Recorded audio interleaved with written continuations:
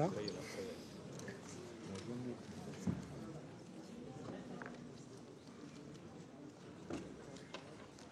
我宣布，安全理事会第9489次会议现在开始。 meeting of the Security Council is called to order. 本次会议的临时议 The 题是 provisional agenda for this meeting is the situation in the Middle East, including the Palestinian question. 议程通 The 过。 agenda is adopted. 我热烈欢迎 I would like to 尊 warmly 敬的秘书长 welcome the Secretary General, 尊敬的各位部长 distinguished 和其 ministers, 他 and other 高级的代 high-level 表 representatives 光临 present in the 安理会 Security 的 Council 会议厅。 chamber. 你们今 Your 天的出 presence 席 today 凸显 underscores 了 the 我们讨 importance 论议题的 of 重 the 要性。 subject matter under discussion. 按照安理 In 会 accordance with Rule 暂行议 37 事规则 of the 第37 Council's 条， Provisional Rules of 我 Procedure, 邀请埃 I 及、 invite the representatives of 以 Egypt, 色列、 Indonesia, 约旦、 Israel, Jordan, 马来西亚、 Malaysia, 卡塔尔、 Qatar, 沙特阿拉伯、 Saudi Arabia, 斯洛文尼 Slovenia, 亚和土耳其代 and 表 Turkey to 参加 participate in 本 this 次会议。 meeting. 就此 It 决 is 定， so decided.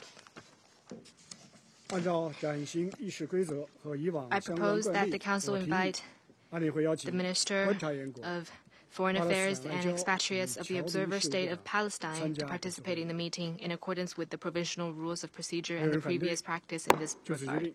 There being no objection, it is so 代表安理 decided. 会欢迎 On 马 behalf 立 of the 基先生 Council, 阁 I 下。 welcome His Excellency Mr. Riyad al-Maliki. 按照安理会暂 In 行 accordance with Rule 议事规则第 39 of the 30 Council's 条， Provisional 我邀 Rules 请 of 中东 Procedure, 和平 I 进程 invite Mr. 特 Tor 别协调员 Wennesland, Special Coordinator for the 温尼 Middle East Peace 斯坦堡 Process, to 先生。 participate in the meeting. 就此决定。 It is so decided.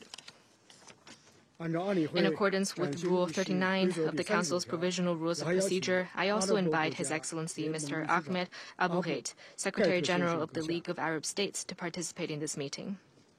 就此 It 决 is so 定。 decided. 安全理事 The 会 Security 现在 Council will 开 now 始审 begin 议 its consideration of 议程 Item 项目 2 of the 2。 agenda. 我现在 I 请 give the floor to 秘 the 书长 Secretary 古特雷 General, 斯 His 先生 Excellency 阁下 Mr. Antonio 发言。 Guterres. 有请。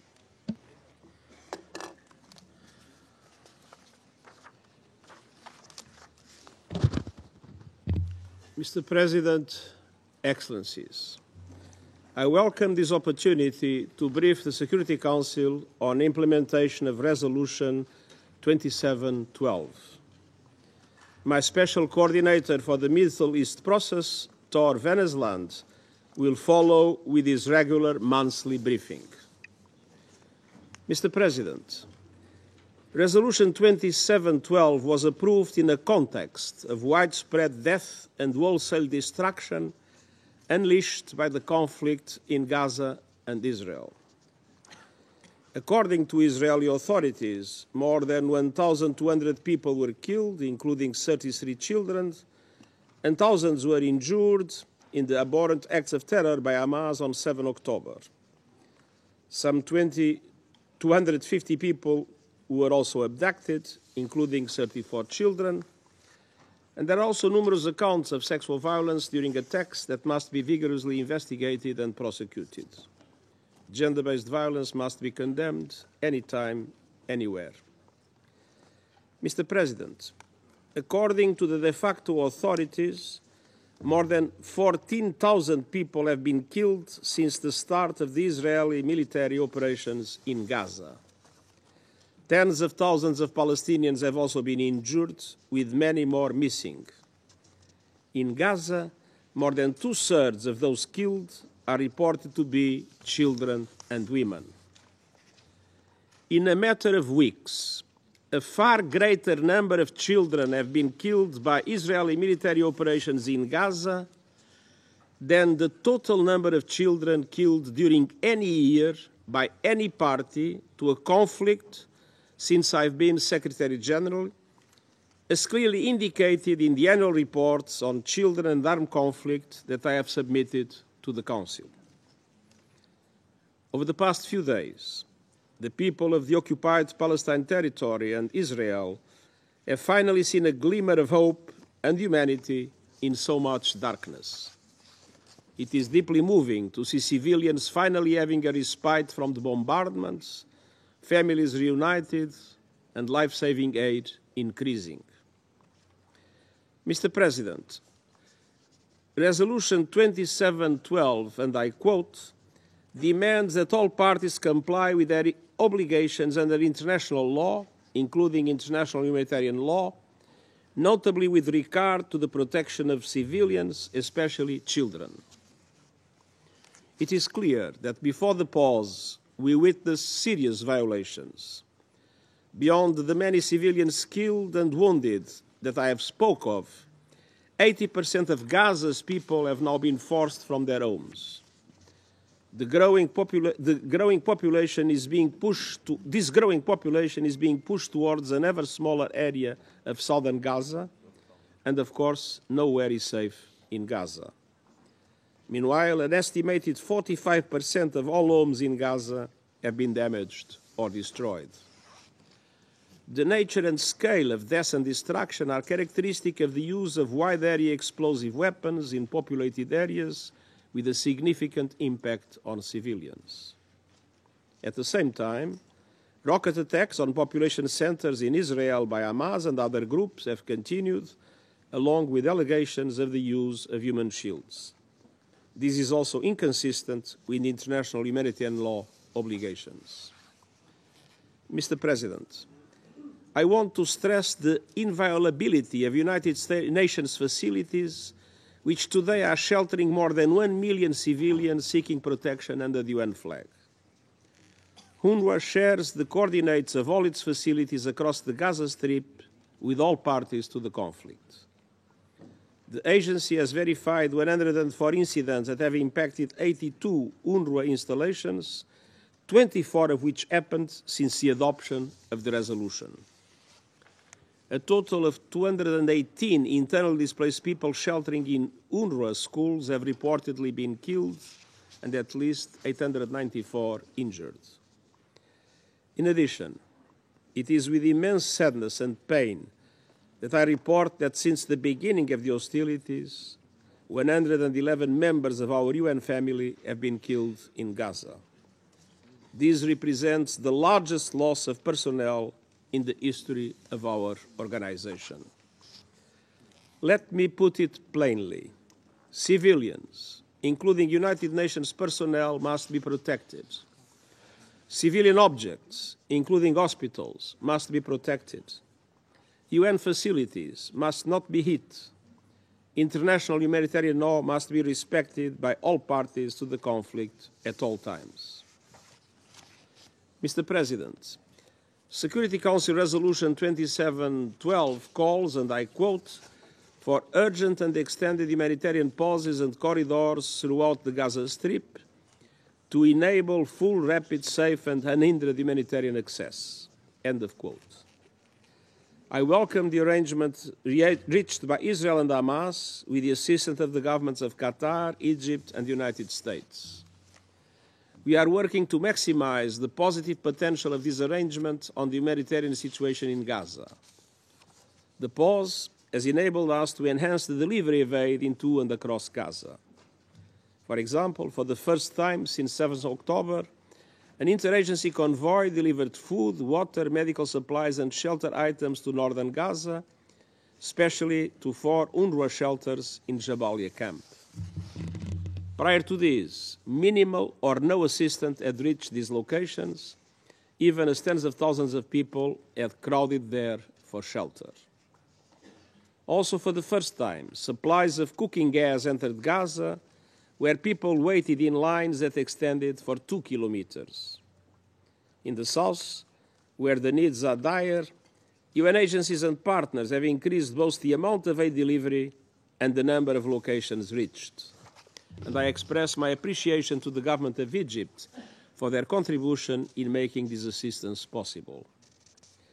But the level of aid to Palestinians in Gaza remains completely inadequate to meet the huge needs of more than 2 million people. And although the total volume of fuel allowed into Gaza has also increased, it remains utterly insufficient to sustain basic operations. Civilians in Gaza need a continuous flow of life-saving humanitarian aid and fuel into and across the area. Safe and unimpeded humanitarian access to all those in need is critical. Humanitarian partners carried out several medical evacuations from North to South Gaza, including to transport dozens of premature babies, as well as spinal and dialysis patients from Shifa and Al-Ahli Anglican hospitals. Several critically ill patients have also been evacuated for treatment in Egypt. Hospitals across Gaza lack the basic supplies, staff and fuel to deliver primary health care at the scale needed, let alone safely treat urgent cases.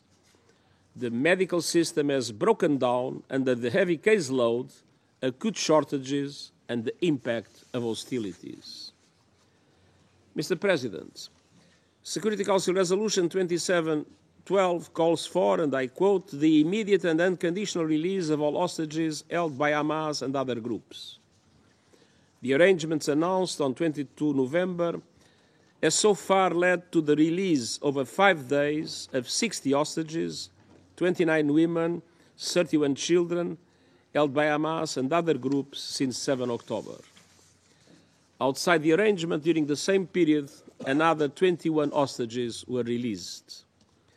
This is a welcome start, but as I have been saying from day one, all hostages must be released immediately and unconditionally. Until then, they must be treated humanely, and the International Committee of the Red Cross must be allowed to visit them. The arrangement also saw the release of 180 Palestinian prisoners and detainees from Israeli jails, mostly women and children. Mr. President, Security Council Resolution 2712, and I quote, calls on all parties to refrain from depriving the civilian population in the Gaza Strip of basic services and humanitarian assistance indispensable to their survival, consistent with international humanitarian law. Much more is required to begin to address human needs in Gaza. Water and electricity services must be fully restored. Food systems have collapsed and hunger is spreading, particularly in the north. Sanitary conditions in shelters are appalling, with few toilets and sewage flooding posing a serious threat to public health. Children, pregnant women, older people, and those with weakened immune systems are at greater risk. Gaza needs an immediate and sustained increase in humanitarian aid, including food, water, fuel, blankets, medicines, and healthcare supplies. It is important to recognize that the Rafah border crossing does not have enough capacity, especially taking into account the slow pace of security procedures. That is why we have been urging the opening of other crossings, including Kerem Shalom, and the streamlining of inspection mechanisms to allow for the necessary increase of life-saving aid. But humanitarian aid alone will not be sufficient. We also need the private sector to bring in critical basic commodities to replenish completely depleted shops in Gaza. Mr. President, finally, Security Council Resolution 2712, and I quote, underscores the importance of coordination, humanitarian notification, and deconfliction mechanisms to protect all medical and humanitarian staff, vehicles including ambulances, humanitarian sites, and critical infrastructure, including UN facilities. A humanitarian notification system is now in place and is being constantly reviewed and enhanced, including through plans for additional civil-military experts to support coordination. Mr. President, I welcome the adoption of Resolution 2712, but its implementation by the partners matters most. In accordance with the resolution, I will revert to the President of the Security Council with a set of options on effectively monitoring the implementation of the resolution.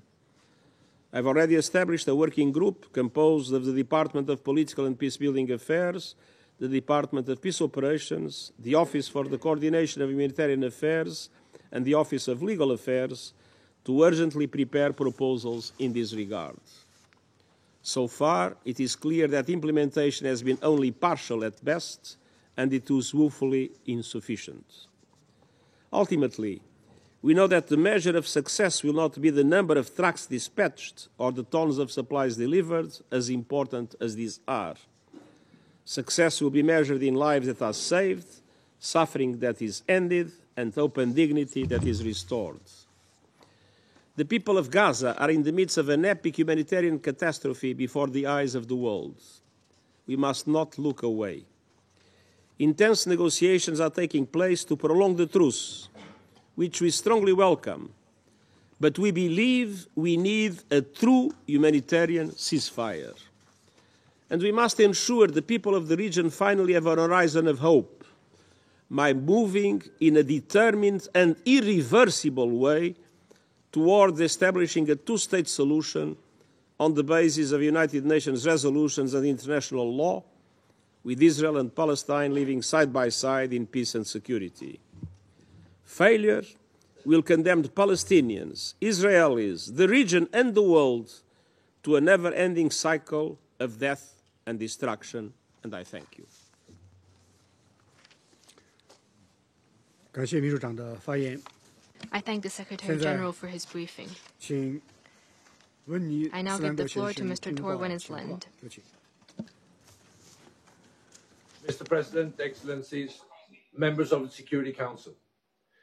Following the Secretary General's statement, I will focus my briefing on dynamics in the occupied West Bank, the region, and where we go from here in the context of the unfolding conflict between Israel and Palestinian militants in Gaza.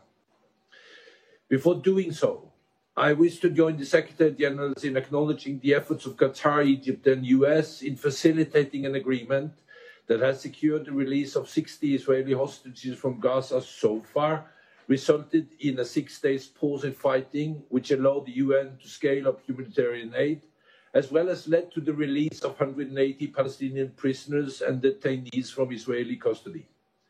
Such respite from weeks of horror is long overdue. Mr. President, while the world's attention has been rightly focused on the devastating violence and outbreaks of hostility since 7 October, we are also witnessing a heightened tension, intensive violence, and widespread movement restrictions across the occupied West Bank. The period has been marked by some of the most intensive Israeli operations in the West Bank since the Second Intifada, involving the use of improvised explosive devices by armed Palestinians and drone strikes by Israeli security forces. Tulkarem and Jenin has seen the largest scale Israeli operations, including inside the refugee camps. Settler violence has also continued at high levels, driving mounting tension and increased violence, as well as Palestinian displacements. In all, 154 Palestinians, including 37 children, have been killed this reporting period in the West Bank. Nearly all of them in the context of Israeli operations, many involving armed exchanges with Palestinians. 2 Palestinians have been killed by Israeli settlers. 3 Israelis, including 2 security forces, were killed by Palestinian attacks. Mr. President, amid the surging violent and extensive Israeli movement restriction, the Palestinian Authority's long-standing fiscal crisis have worsened significantly as economic activity in the West Bank has grown to a halt and the economy of Gaza collapsed. The 2nd November decision by the Israeli Security Cabinet to deduct, quote, all funds designed for Gaza Strip, unquote, from the clearance revenue Israeli transferred to the PA further weakened revenues, impacting many critical services and the payment of public sector salaries, including to the security forces. The situation is boiling and getting worse rapidly. In the months before the war, I warned regularly in this council that more must be done to help stabilize the situation in the West Bank. That is more the case now than ever before. Mr. President, a few words on the regional dynamics and my continued concern about the risk for further escalation.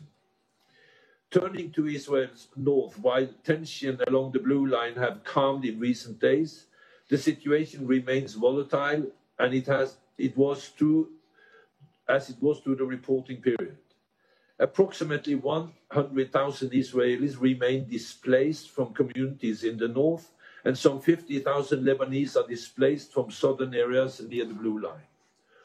on the Golan, firing from Syria towards the Israeli-occupied Golan, and strikes by Israelis against targets in Syria took place. From further afield, missiles and drones were also reportedly launched from Yemen towards Israel. Most were intercepted. However, drone strikes claimed by the Houthis hit a school in Eilat on 9 November. A ship affiliated to an Israeli businessman was seized by Houthis forces in the Red Sea on 19 November. Mr. President, the dizzying pace of events and staggering needs on the ground make it difficult to see beyond the most immediate challenges. Nevertheless, we must begin work on what comes next. Without an effective political and security framework for when the fighting ceases, it will be impossible to sustainably end the violence and shape a new reality. Over the coming weeks and months, the international community must increase their engagement with Israel, the PA, and regional partners on constructive and practical political solutions.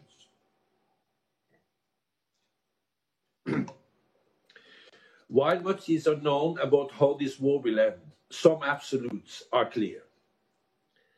Acts of terror, like those Hamas and others committed against Israel on October 7th, must never be allowed to happen again. And Palestinians in Gaza must never, ever again experience the horrors they have endured.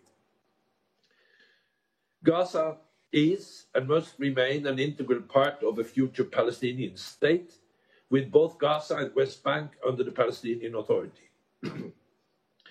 The only viable path is one that leads to an end of the occupation and the realization of a two-state solution in line with UN resolutions, previous agreements, and international law. Our past efforts have certainly not been enough. A message that resonates in particular today as we mark the International Day of Solidarity with the Palestinian people. There must be a new and different approach, or we are doomed to return to the path of managing a conflict that clearly cannot be managed. Thank you.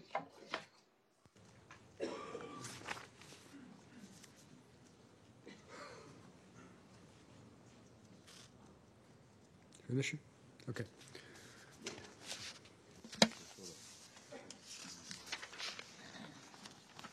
非常感谢 Thank you, 温尼斯坦先生 Mr. Winnisland. 通报。我现在请观察员国 I now give the floor 巴勒斯坦外交 to 与 His 侨民事 Excellency 务部 Mr. 长 Riyad Al-Maliki, Minister of Foreign Affairs and Expatriates of the Observer State of Palestine.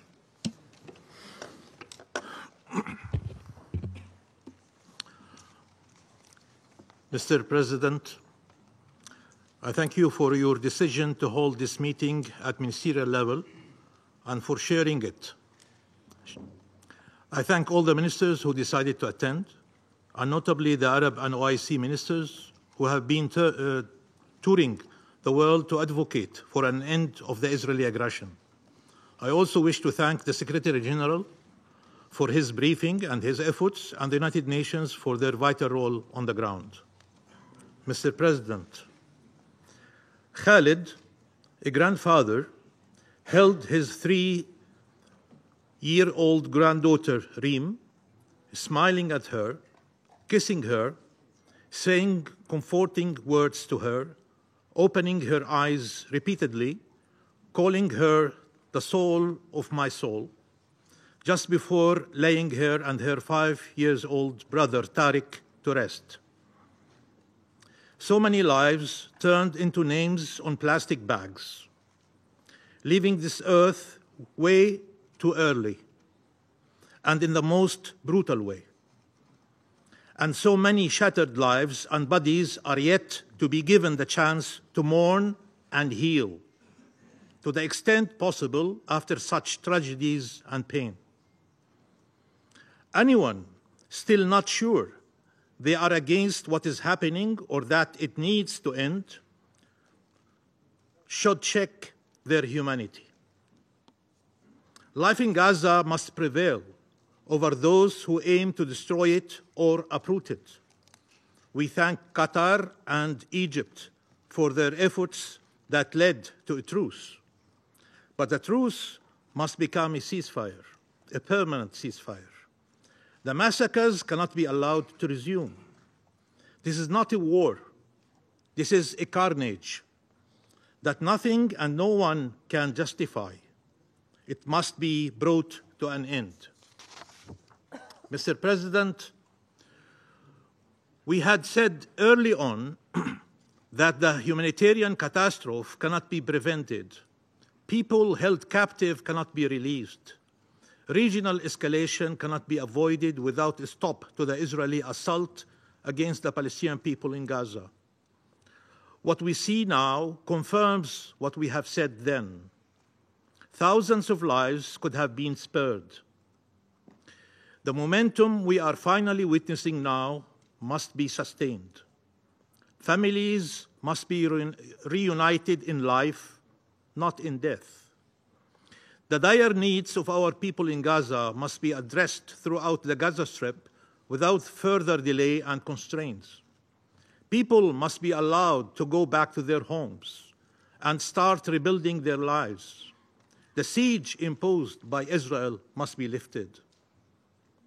Mr. President, over 15,000 Palestinians have been killed by Israel.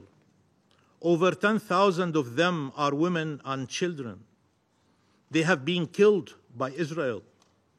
They did not lose their lives. It was taken away. No one is safe in Gaza.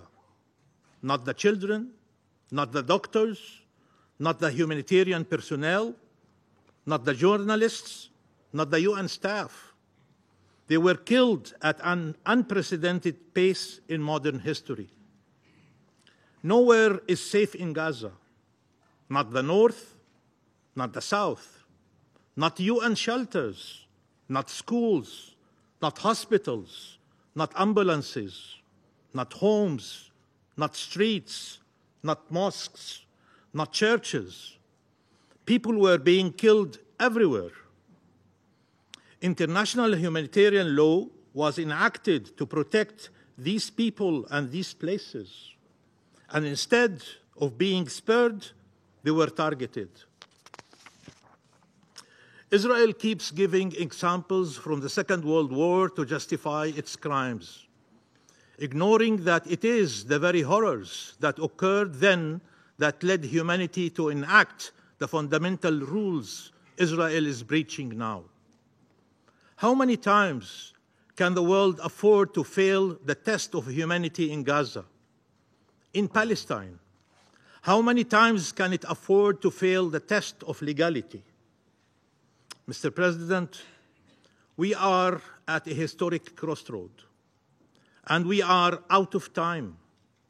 A solvable political conflict is being turned into a never-ending religious confrontation. Our people are faced with an existential threat. Make no mistake about it.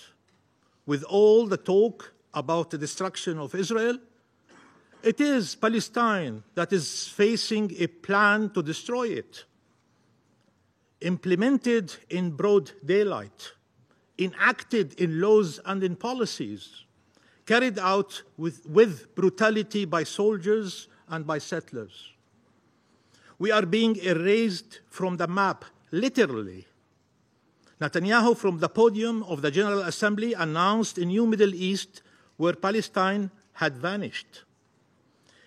It is no coincidence that in the map he raised at this occasion, both the West Bank, including East Jerusalem, and the Gaza Strip were considered part of Israel, alongside the Syrian Golan.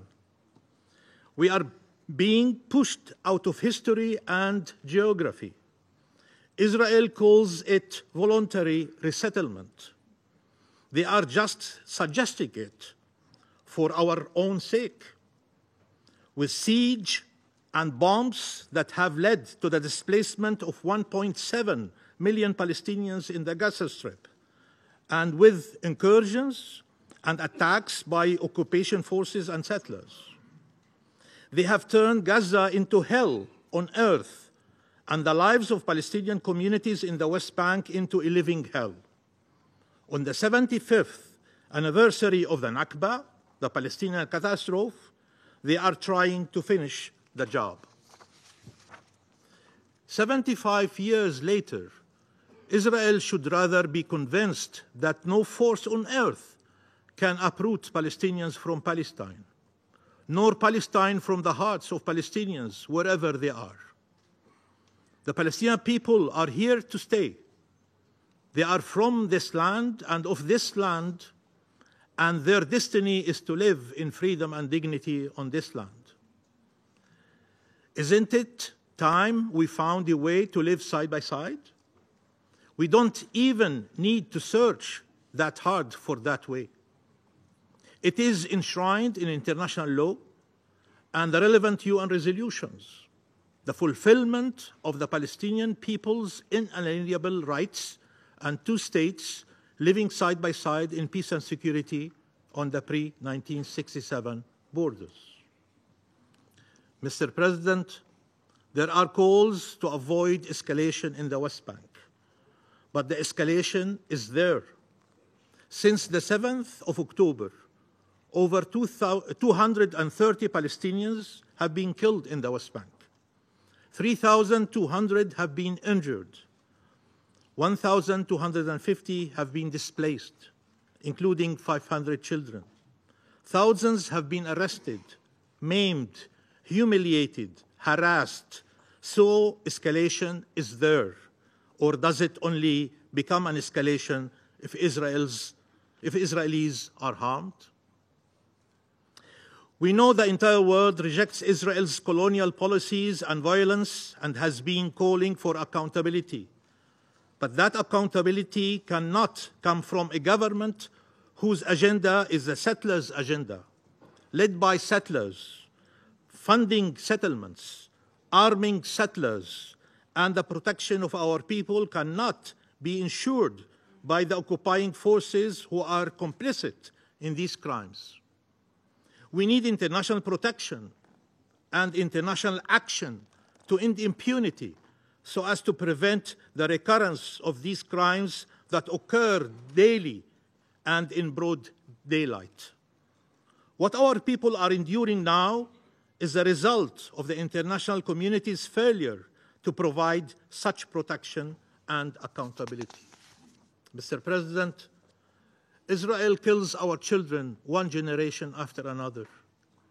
Today in Jenin, Israel killed 2 Palestinian children, gunned down by Israeli snipers.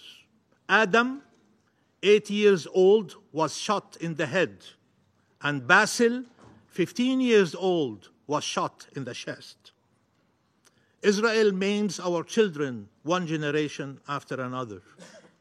Israel arbitrarily arrests our children one generation after another.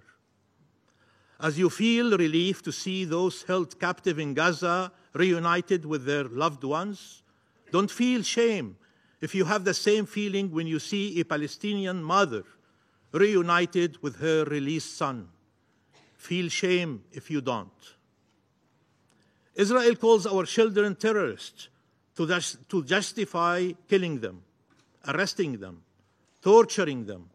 They arrest them from their homes, from their beds, before dawn, traumatizing them and their families every day of every year. That must stop. The dehumanization and demonization of Palestinians have reached such depth, some could still wonder if there was not some explanation for flattening entire neighborhoods, leaving thousands under the rubble. Children, women, elderly, men killed indiscriminately and with total disregard for every legal rule and every human value. This dehumanization has consequences far beyond our borders, including here.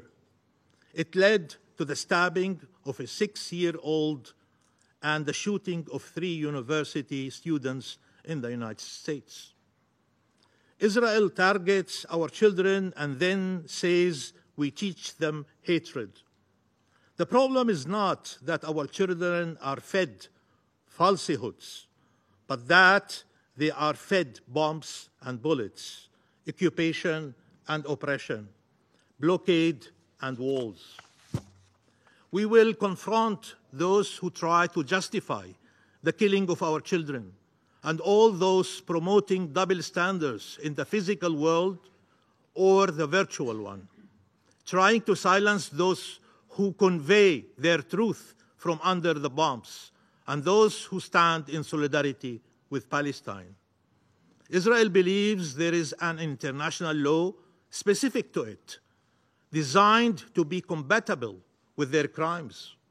An international law that allows war crimes, crimes against humanity and genocide, an international law that applies not based on its actions, but on the identity of the perpetrator and the identity of the victim.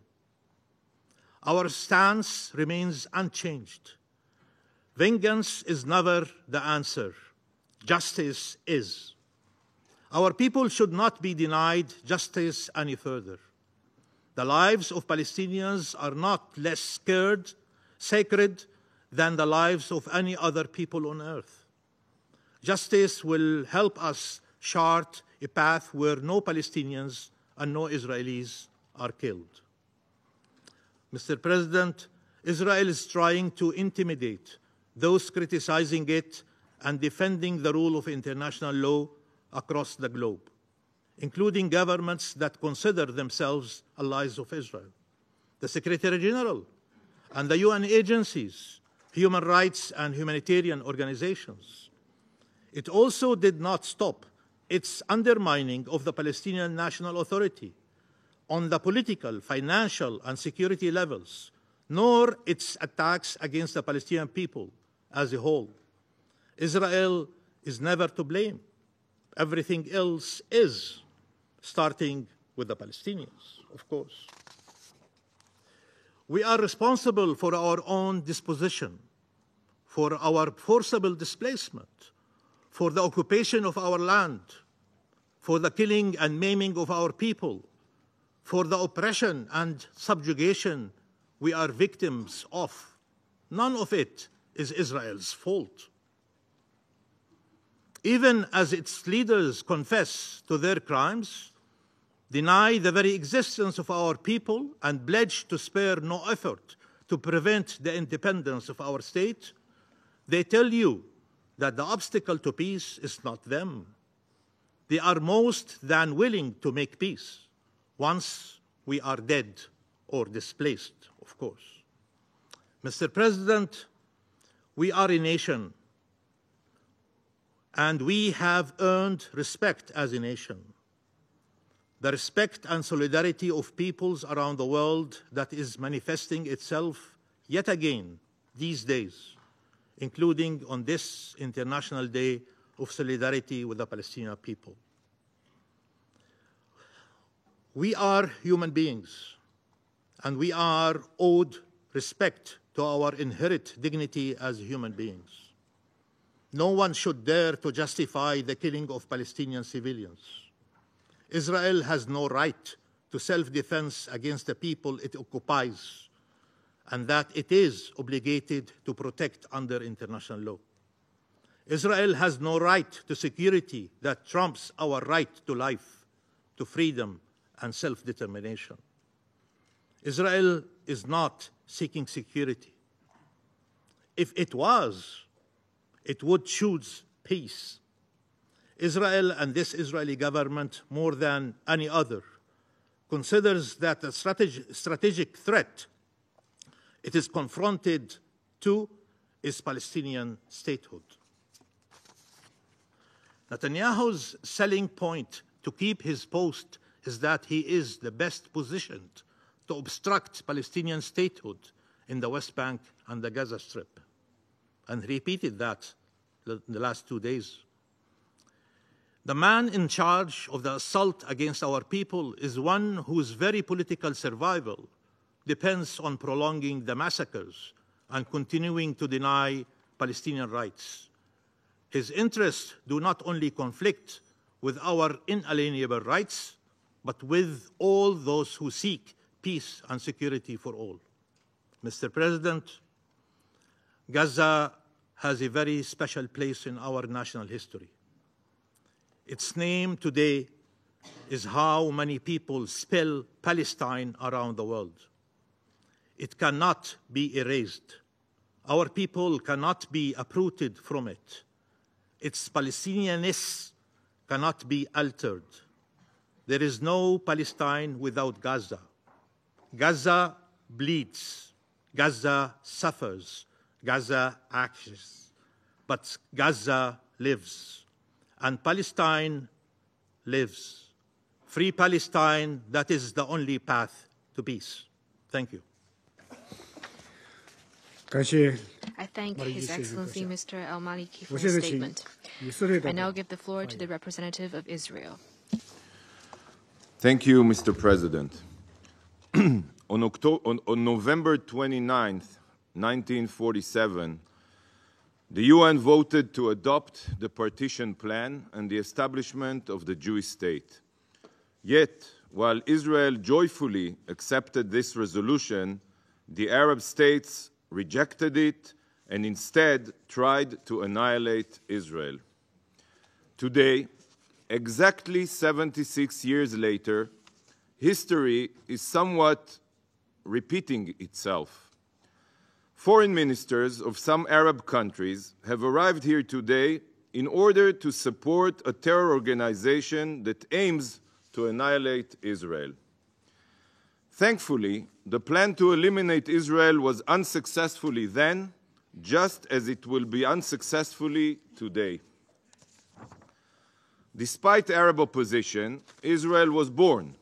And not only did Israel survive their attack, but we thrived, becoming a powerhouse of impact, benefiting all of humanity, including our neighbors who live with us in peace. Distinguished Council members, this deep-seated hatred of Israel and Jews from even before its establishment until this very day stems from the very same genocidal ideology that drives Hamas. This is not a political conflict or about partitioning land. It is solely about the destruction of Israel and the murder of Jews. Please look at this picture. This picture tells you everything you need to know about this conflict. This is Haj Amin al-Husseini, the Grand Mufti of Jerusalem, and one of the founding fathers of Palestinian nationalism. Al-Husseini dedicated his life to ensuring that there would be no Jewish presence in Israel or in any Arab land. The Mufti's hate spread across the Levant, and tragically, he was partially successful in creating a Judenrein, Jew-free Middle East. His followers led the 1929 and the 1936 massacres in Israel. They were at the helm of the Farhud massacre in Baghdad in 1941 and other massacres against Jews in the Arab world. And it was the Mufti's ideology which sparked the expulsion of Jews from Arab countries and Iran. A century ago, Council members, over 1 million Jews lived in Arab countries. 1 million Jews. Yet today, there are only a couple thousands. Where did all the Jews disappear to? The Jews of Lebanon, the Jews of Syria, Yemen, Iraq, and Iran? They were expelled. So enough with the hypocrisy. The word genocide is often, or carnage, is often thrown around here in a libelous context, as if it is something that happens every day or at all. But we, the Jewish people, know exactly what genocide looks like. We have experienced genocidal attempts and attacks more than once, from Hitler and the Mufti to the terror organizations that follow in their footsteps. And their name is not even mentioned here. Sadly, the Mufti's genocidal ideology continues to poison many Arab Muslim minds to this very day. It is the same ideology that Israel is currently defending itself against. An ideology that doesn't accept a Jewish state in any borders or the existence of Jews anywhere.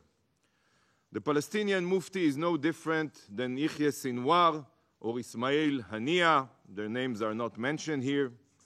They are not connected to these discussions.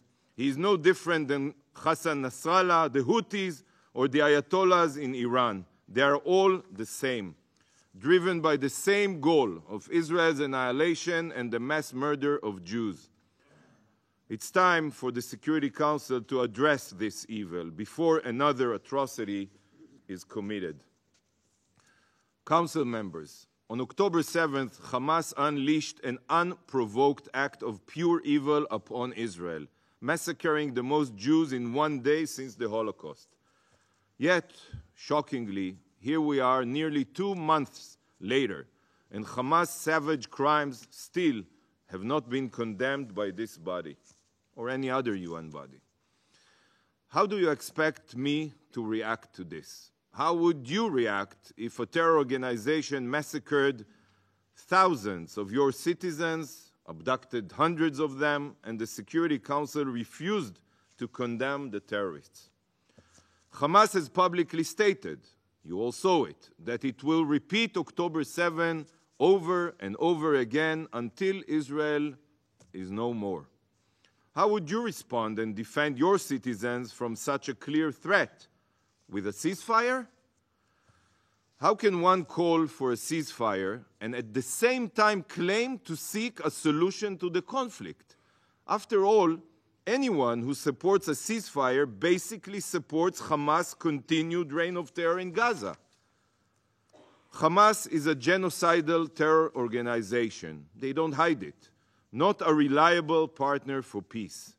Don't you see the contradiction here? Calling for both a ceasefire and peace is a paradox. Colleagues, humanitarian aid is very, very important. But more food, water, and medical supplies will not bring us closer to a solution. Hamas doesn't care about the people in Gaza. All they are interested in is implementing Hitler's final solution. And nothing can change a genocidal ideology. It must be uprooted and eradicated. Every call for a ceasefire means Hamas gets to live to see another day, terrorizing Israelis and impoverishing Gazans. Every discussion focused only on humanitarian aid, which is extremely important, but ignores Hamas, the root of all the suffering in Gaza. Israel, as you all know, fully withdrew from Gaza 18 years ago. Not a single Israeli community or a soldier was left. Did Hamas cultivate Gaza after Israel's disengagement? Or did they invest every possible resource in terror and death? Look at their subterranean city of terror and their hundreds of kilometers of terror tunnels, billions and billions of dollars. How many schools, how many hospitals, how many power plants could have been built in Gaza if all funds, UN funds, were not diverted to terror? This council must also not remain silent about the Shiite elephant in the room. Iran armed, Iran funded, Iran trained Hamas. But the Ayatollah regime's central role in the ruin of the region has not even been addressed here. It's not as if Hamas is fighting Israel alone. Hezbollah missiles have been raining down on northern Israeli towns, and Iran doesn't hide its aim of Israel's destruction. Iran publicly supports the October 7th massacre, what started everything. Does Iran's central role in destabilizing the security of the Middle East not deserve to even be raised here?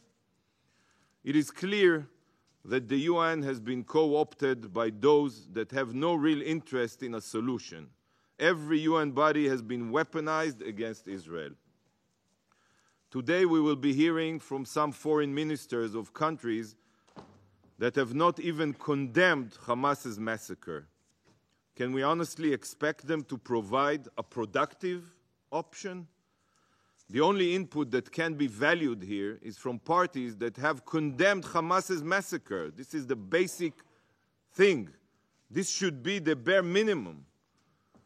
Just look at what has been taking place at the UN over the past week. UN briefers from UNICEF did not even bother to mention Hamas's indoctrination of Gazan children to terror. UN women did not brief the Council on the savage rape and sexual violence perpetrated by Hamas against Israeli women. And this entire week has been dedicated only to Palestinian solidarity, despite the fact that all of this started only because Hamas carried out a deliberate and unprovoked massacre of Israelis. On Monday, the Council held a private meeting focusing on the humanitarian situation in Gaza only. Yesterday, the General Assembly discussed the Palestinian question, and not once in the past 8 weeks has any of the UN's bodies held Hamas accountable for their war crimes. This only proves that advancing a real solution, sadly, is not the goal. Council members, from the day of Israel's establishment, we have shown that we are a willing partner for peace. 76 years ago, we accepted Resolution 181, while the Palestinians rejected it, just as they rejected every other peace plan ever presented, be it by Clinton, Obama, or any other president. Israel was delighted to sign the peace treaties with Egypt, with Jordan, the Abraham Accords. This is because Israel strives for peace, while the Palestinians strive for war, for terror. For them, the only solution, accepted solution, is one that prevents the existence of a Jewish state. Colleagues, Israel's value of preserving life can also be seen on the ground now in Gaza. Israel is upheld and even gone beyond the quotas of humanitarian aid entering Gaza. Israel has shown deep willingness to work with any international body to improve the situation. Israel has facilitated the entry of equipment to establish field hospitals. We have opened safe humanitarian corridors and approved the entry of fuel. Hamas has separated mothers from their children during the hostage release in a clear breach of the agreed upon outline, all while threatening Gazans and preventing them from evacuating an active war zone. Hamas wants more violence. They want to raise Gazan casualties. Why? They want to exploit falsified death tolls just so this council will ignore their crimes, focused on condemning Israel, and tie our hand. This is their script. Hamas knows that the international community is their only hope for survival. Mr. President, the only way to dramatically improve the situation is to support Israel's mission to eradicate Hamas's terror capabilities. I reiterate again and again and again, this war can end tomorrow, even today, if Hamas returns all of the hostages and turns in all the terrorists who took part in the massacre. A real ceasefire can be achieved that will last decades. Demand this of Hamas. This is the solution. The time has come for this council to fully, truly focus on its mandate. Security. Security. Thank you, Mr. President. I thank the representative of Israel for their statement. I shall now make a statement in my capacity as Foreign Minister of the People's Republic of China. Mr. Secretary General, colleagues, I'd like to thank Secretary General Antonio Guterres and Special Coordinator Tor Wennesland for your briefings. Since the outbreak of the latest Palestinian-Israeli conflict, China has all along devoted its efforts to realizing peace and saving lives. President Xi Jinping has stated China's principled position on the current situation on a number of occasions. He called for an immediate ceasefire and ending the fighting, preventing the expansion of the conflict, and ensuring that the humanitarian corridors are safe and unimpeded. He stressed that the fundamental way out lies in the two-state solution and working toward a comprehensive, just, permanent and lasting settlement of the Palestinian question at an early date. As the rotating president of the Security Council this month, China has all along taken the Palestinian-Israeli conflict as the most urgent agenda. This month, the Security Council adopted Resolution 2712, beginning initial steps toward a ceasefire. Soon after the adoption of the resolution under the mediation of such countries as Qatar and Egypt, relevant parties agreed to and realized the release of some persons held captive and several days of pause. Although all this have not come at the earliest time, they bear important significance. This also shows that dialogue and negotiation is the best way to save lives and the fundamental way to settle disagreements. Colleagues, the ongoing Palestinian-Israeli conflict has led to an enormous loss of innocent lives and an unprecedented humanitarian disaster. Its spillover effects are still emerging. War tests humanity's conscience and justice, and peace appeals to our rationality and wisdom. Standing at the crossroads of war and peace, the international community must take more active steps to save lives and restore peace. First, we should work for a comprehensive and lasting ceasefire with the greatest urgency. There is no safe area under gunfire, and letting the fighting drag on would only bring more death and damage. There is no firewall in Gaza either. At resumed fighting would only most likely turn into a calamity that devours the whole region. What happened between Palestine and Israel over the decades show, time and again, that resorting to military means is definitely not a way out, and addressing violence with violence will only exacerbate hatred and confrontation and lead to a ceaseless, vicious cycle. China strongly hopes that the past days of pause will not be a hiatus before a new round of offensive, but rather the beginning of further diplomatic efforts for a comprehensive and lasting ceasefire. China appeals to the international community to take a comprehensive and lasting ceasefire as an overriding priority. And we appeal to all parties to pool all efforts to achieve the common goal of ending the fighting in Gaza. Second, we should protect civilians with more practical and robust action. In armed conflict, protection of civilians is a red line in international law that cannot be crossed.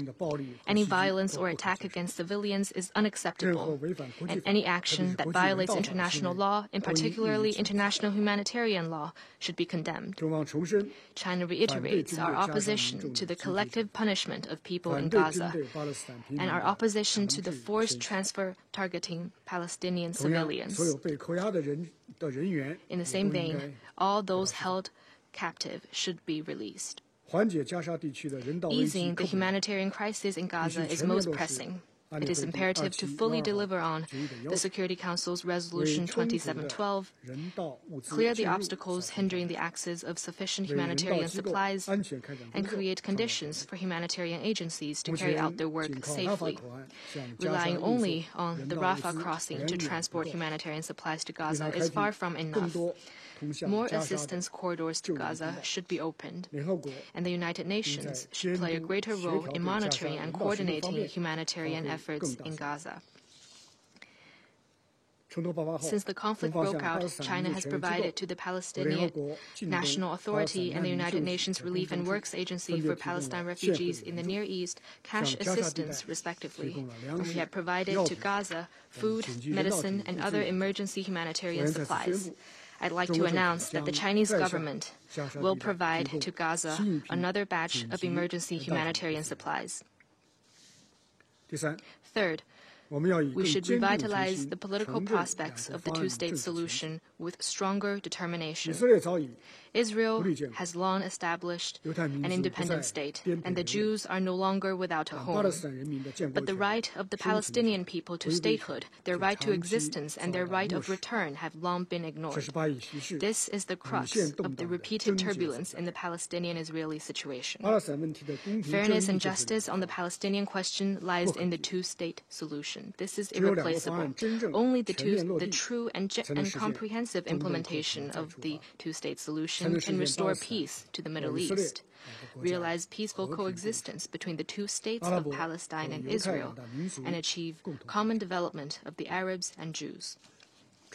China calls for ramping up international and regional diplomatic efforts, reshaping credible multilateral processes, revitalizing the political prospects of the two-state solution, and restarting direct negotiations between Palestine and Israel. We advocate holding a more broad-based, large-scale, and effective international peace conference, and we support Palestine in becoming a full member of the United Nations. No solution to the current crisis should go against the two-state solution, or violate norms of international law or relevant UN resolutions. Any arrangement concerning the future of Palestine should fully reflect the will of the Palestinian people and accommodate the legitimate concerns of countries in the region. Fourth, we should work for responsible and meaningful action taken by the Security Council. The Charter of the United Nations confers on the Security Council primary responsibility for the maintenance of international peace and security. The Security Council should shoulder its responsibility on major issues of war and peace and life and death. It should heed the calls of Arab and Islamic countries and the international community, and in light of the development on the ground, take further action promptly. China has submitted our position paper on resolving the Palestinian-Israeli conflict, laying out principles and positions of the international community in 5 areas, namely implementing a comprehensive ceasefire and ending the fighting, protecting civilians effectively, ensuring humanitarian assistance, enhancing diplomatic mediation, and seeking political settlement through implementing the two-state solution. And China will continue to strengthen coordination and pool consensus with relevant parties to see that the Security Council assumes its due responsibilities of performing duties for peace and speaking up for justice. Colleagues, today we are joined by many high-level delegates from Arab and Islamic countries. Previously, they visited multiple countries as a delegation of 4 ministers, and I exchanged views with them in depth in Beijing. Their mediation efforts demonstrate a strong desire to end the fighting in Gaza and achieve peace in the Middle East. And today's meeting carries the keen expectation of Arab and Islamic countries for the United Nations and its Security Council. I hope you will pool your insight and answer our common question and contribute your part to realizing a ceasefire and ending the fighting at an early date, easing the humanitarian crisis, achieving peaceful coexistence between Palestine and Israel, and realizing lasting stability and security in the Middle East. Thank you. I resume my function as President of the Council. I now give the floor to His Excellency, Mr. Mauro Vieira, Minister for Foreign Affairs of Brazil.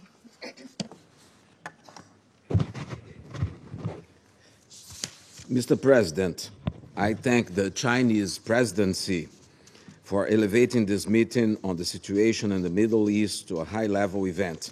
The matter is of utmost importance and urgency to Brazil, of which is example the current official visit of President Lula to Saudi Arabia and Qatar, where he is exchanging views with the main stakeholders on the situation in the region.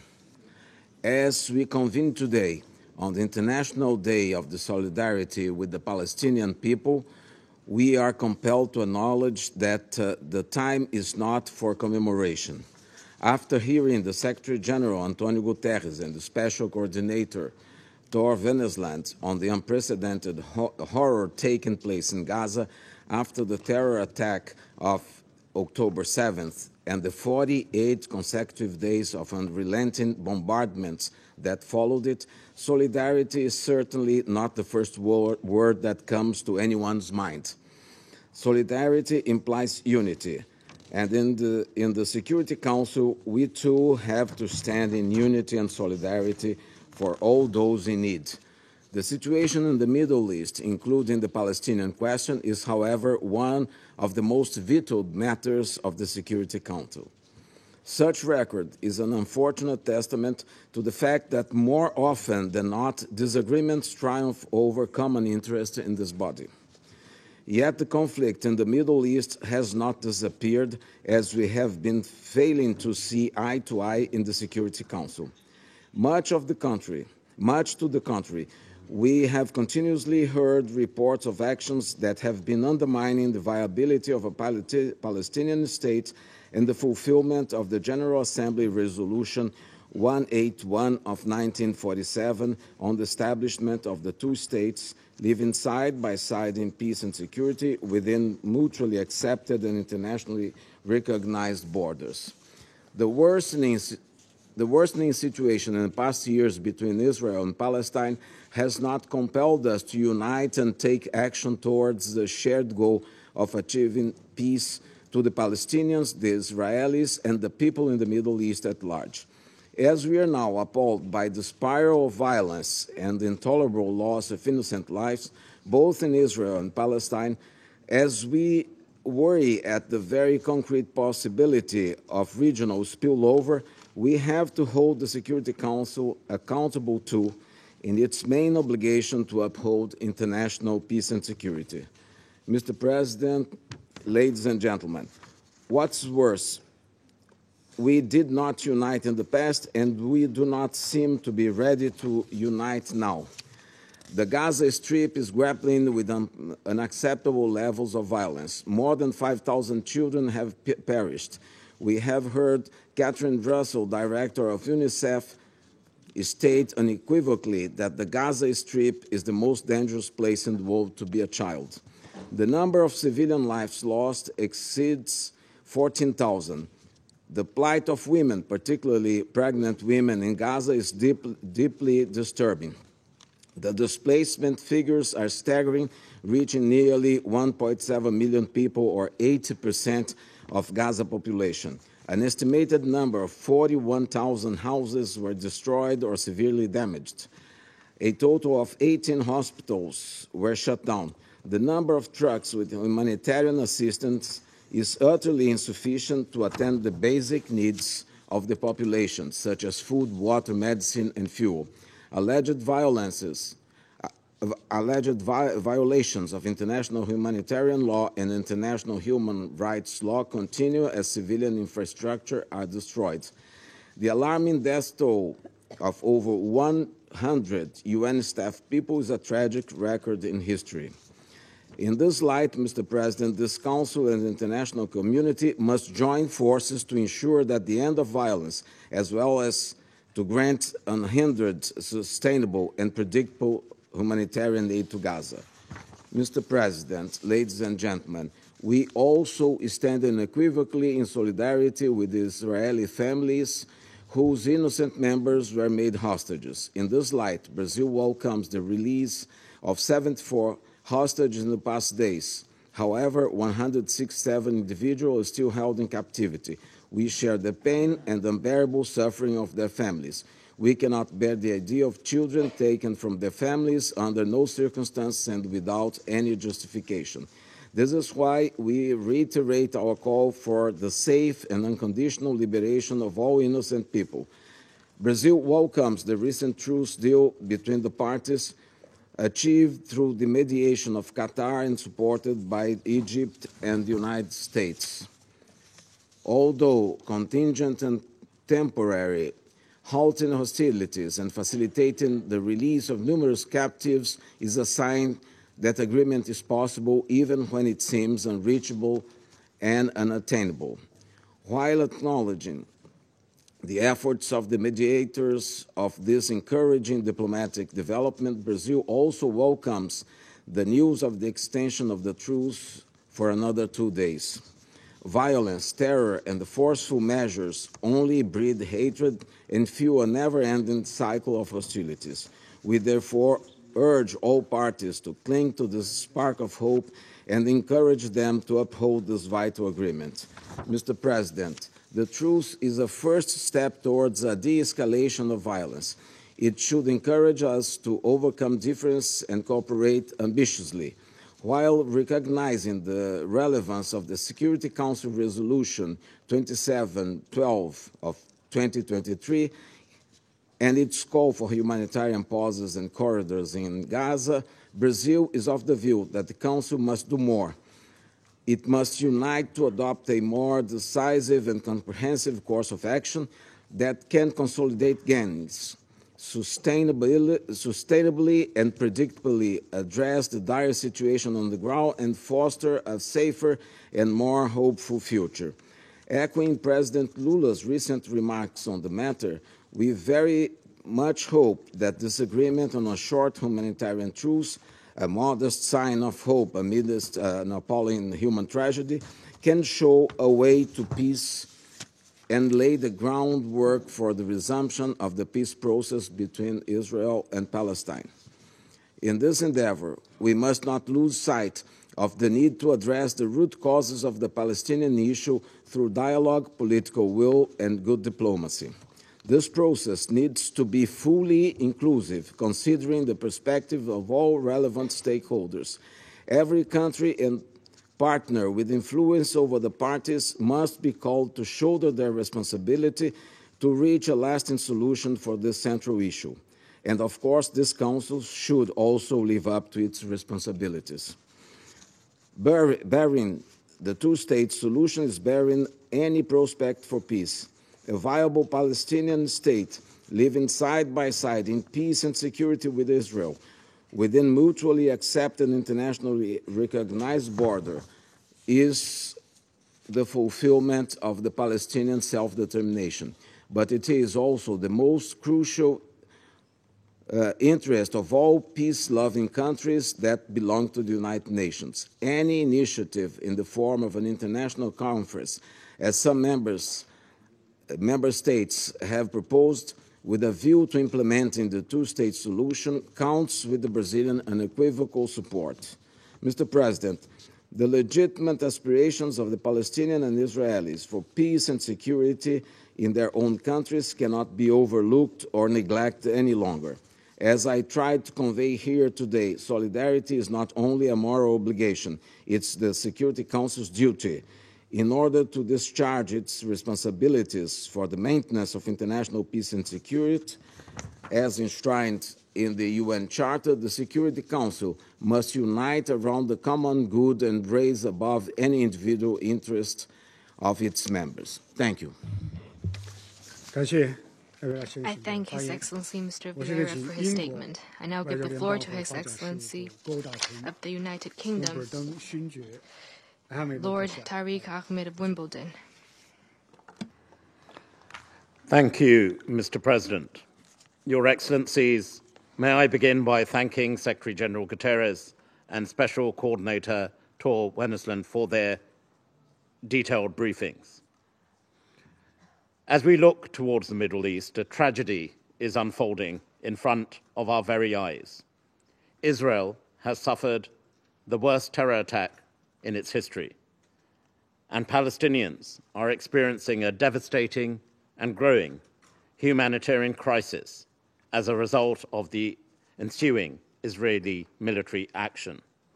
Mr. President, every life matters, Israeli or Palestinian. Every innocent civilian life lost, Palestinian or Israeli, is a tragedy. Indeed, we also collectively mourn the loss of all innocent lives lost, including those of UN personnel delivering vital life-saving aid in Gaza. Yet the past week has provided much-needed respite in hostilities. The agreement was an important opportunity for providing hope and relief to the families of the hostages and for allowing vital humanitarian assistance into Gaza. But this should not be a one-off. We must collectively build from it and create the opportunity for more, including follow-up and ensuring more humanitarian grounds for such cessation. Hostages must be released, aid must get in, and civilians must be protected.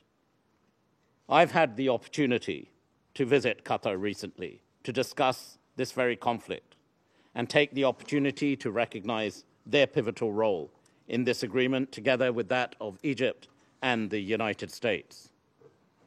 Just last week, the United Kingdom Foreign Secretary, Lord Cameron, visited Israel and the occupied Palestinian territories, where he met with Israeli and Palestinian leaders.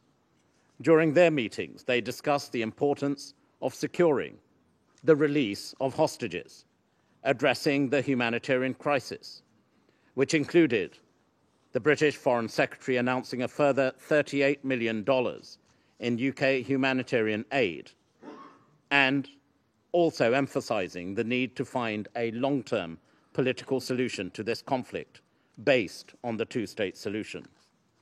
In Israel, he discussed the need to immediately de-escalate in the West Bank, where tragically more than 200 Palestinians have been killed, and to prevent further escalation, which disrupts regional peace and security, concerns we all share.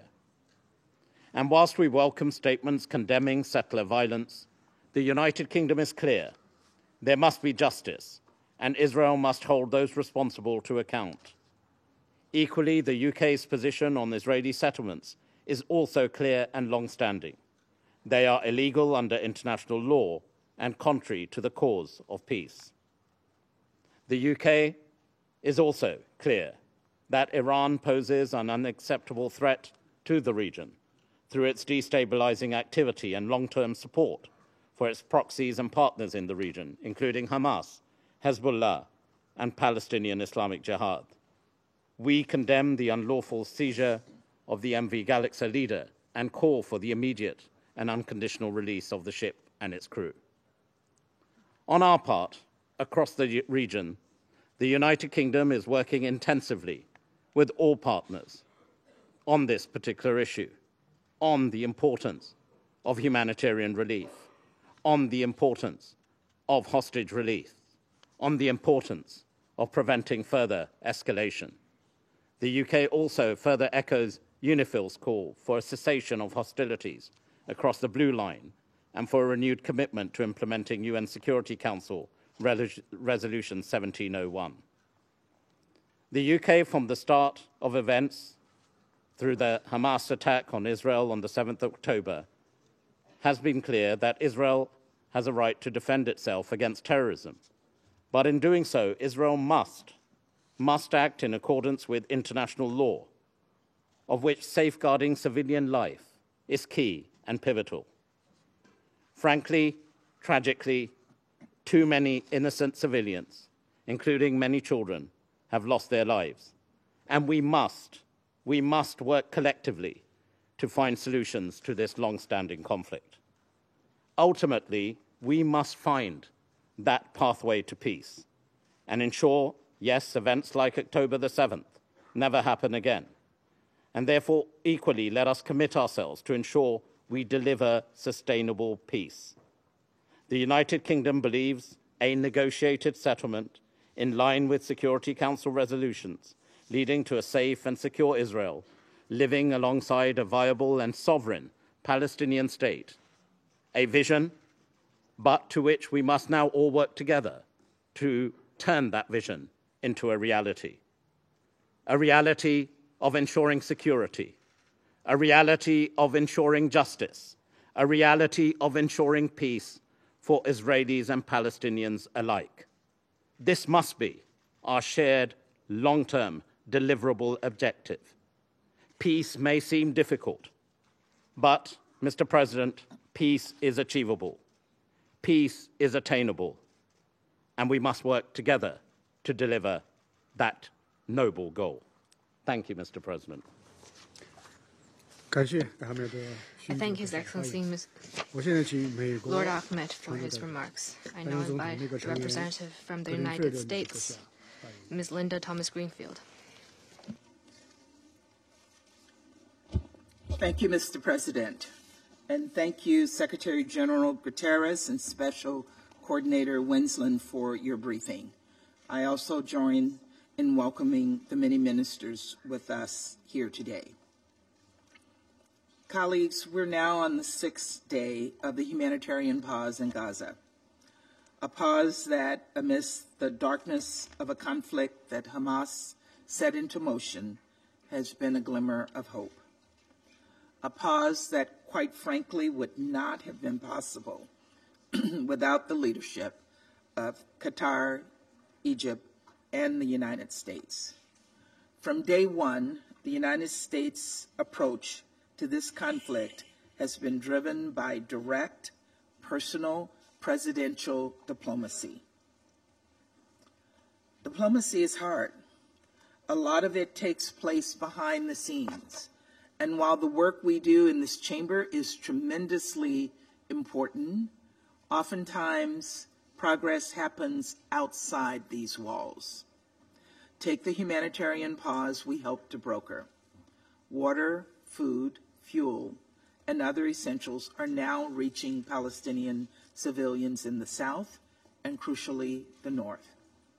And this week, the United States is airlifting UN medical items, food aid, and winter necessities to the region. Just yesterday, we delivered over 54,000 pounds of assistance to the humanitarian logistics hub.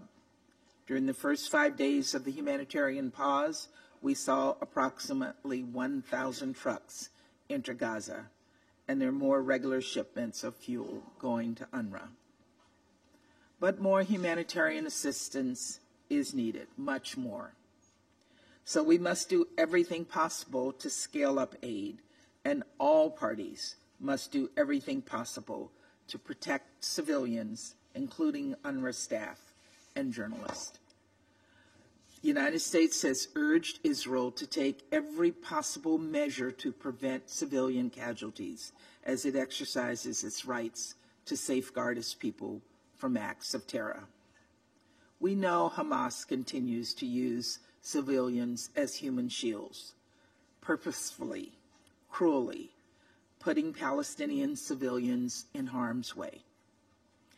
But this does not lessen Israel's responsibility to protect civilians, consistent with international humanitarian law. Colleagues, during this pause, we have welcomed the release of hostages who were pried away from their families by Hamas. We've seen emotional reunions, children running to embrace their parents, families back together, finally able to breathe a sigh of relief after weeks of agony. I simply cannot imagine what these hostages and families have been through. None of us can. I think about Abigail Eden, a 4-year-old girl who was freed this week, but whose parents were killed by Hamas right in front of her eyes. And Yafa Adar, an elderly woman, bravely showing her face steelily, now free, now able to smile once again. This is Hamas. Clearly, there's no one too young or too old for its terror. These are horrors they celebrate, and these are horrors some member states still refuse to condemn, and it is unacceptable and it's outrageous.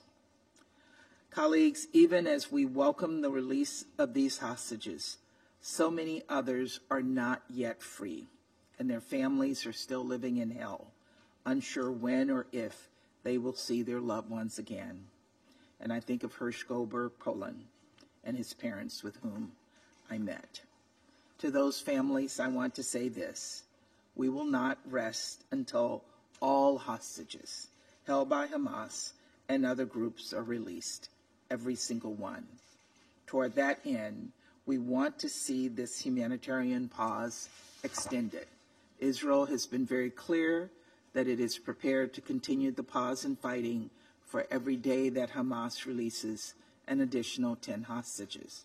The ball is now in Hamas's court. And if Hamas decides not to extend this deal, the responsibility will rest squarely on its shoulders. Colleagues, while the last week has been a source of hope, I want to raise 3 deeply troubling developments. First, we continue to be concerned by the possibility of further spillover of this conflict. In particular, the United States does not want to see conflict in Lebanon, where escalation would have grave implications for regional peace and security and for the well-being of the Lebanese people. Restoring calm along the Israel-Lebanon border is of utmost importance, and fully implementing Security Council Resolution 1701 is a key component of this effort. UNIFIL plays a vital role along the Blue Line, and we expect all parties will ensure the safety of peacekeepers.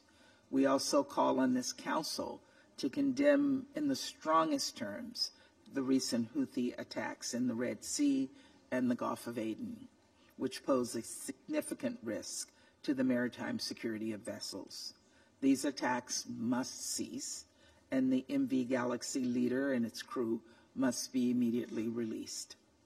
Second, we are deeply troubled by the sharp rise in violence by extremist Israeli settlers against Palestinians in the West Bank. Extremists that attack civilians in the West Bank must be held accountable, and this violence must stop. And President Biden has made clear that the United States is prepared to take action, including by issuing visa bans against these extremists.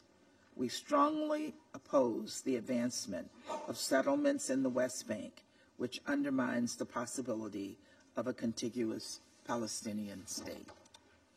Third, we call on all parties in the region and people around the world to refrain from inflammatory rhetoric that exacerbates tension and hate.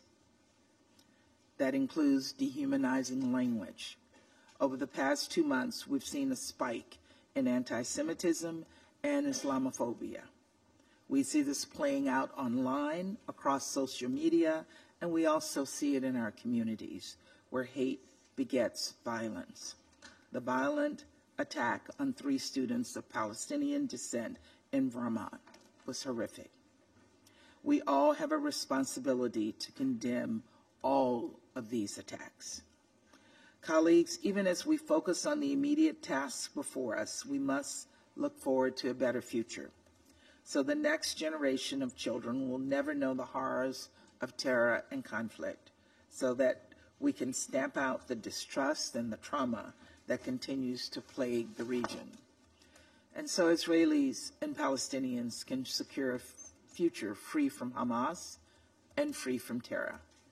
Because let's be clear, an outcome that leaves Hamas in control of Gaza would deny Palestinian civilians the chance to build something better for themselves, and it would also expose Israel to the possibility of future attacks.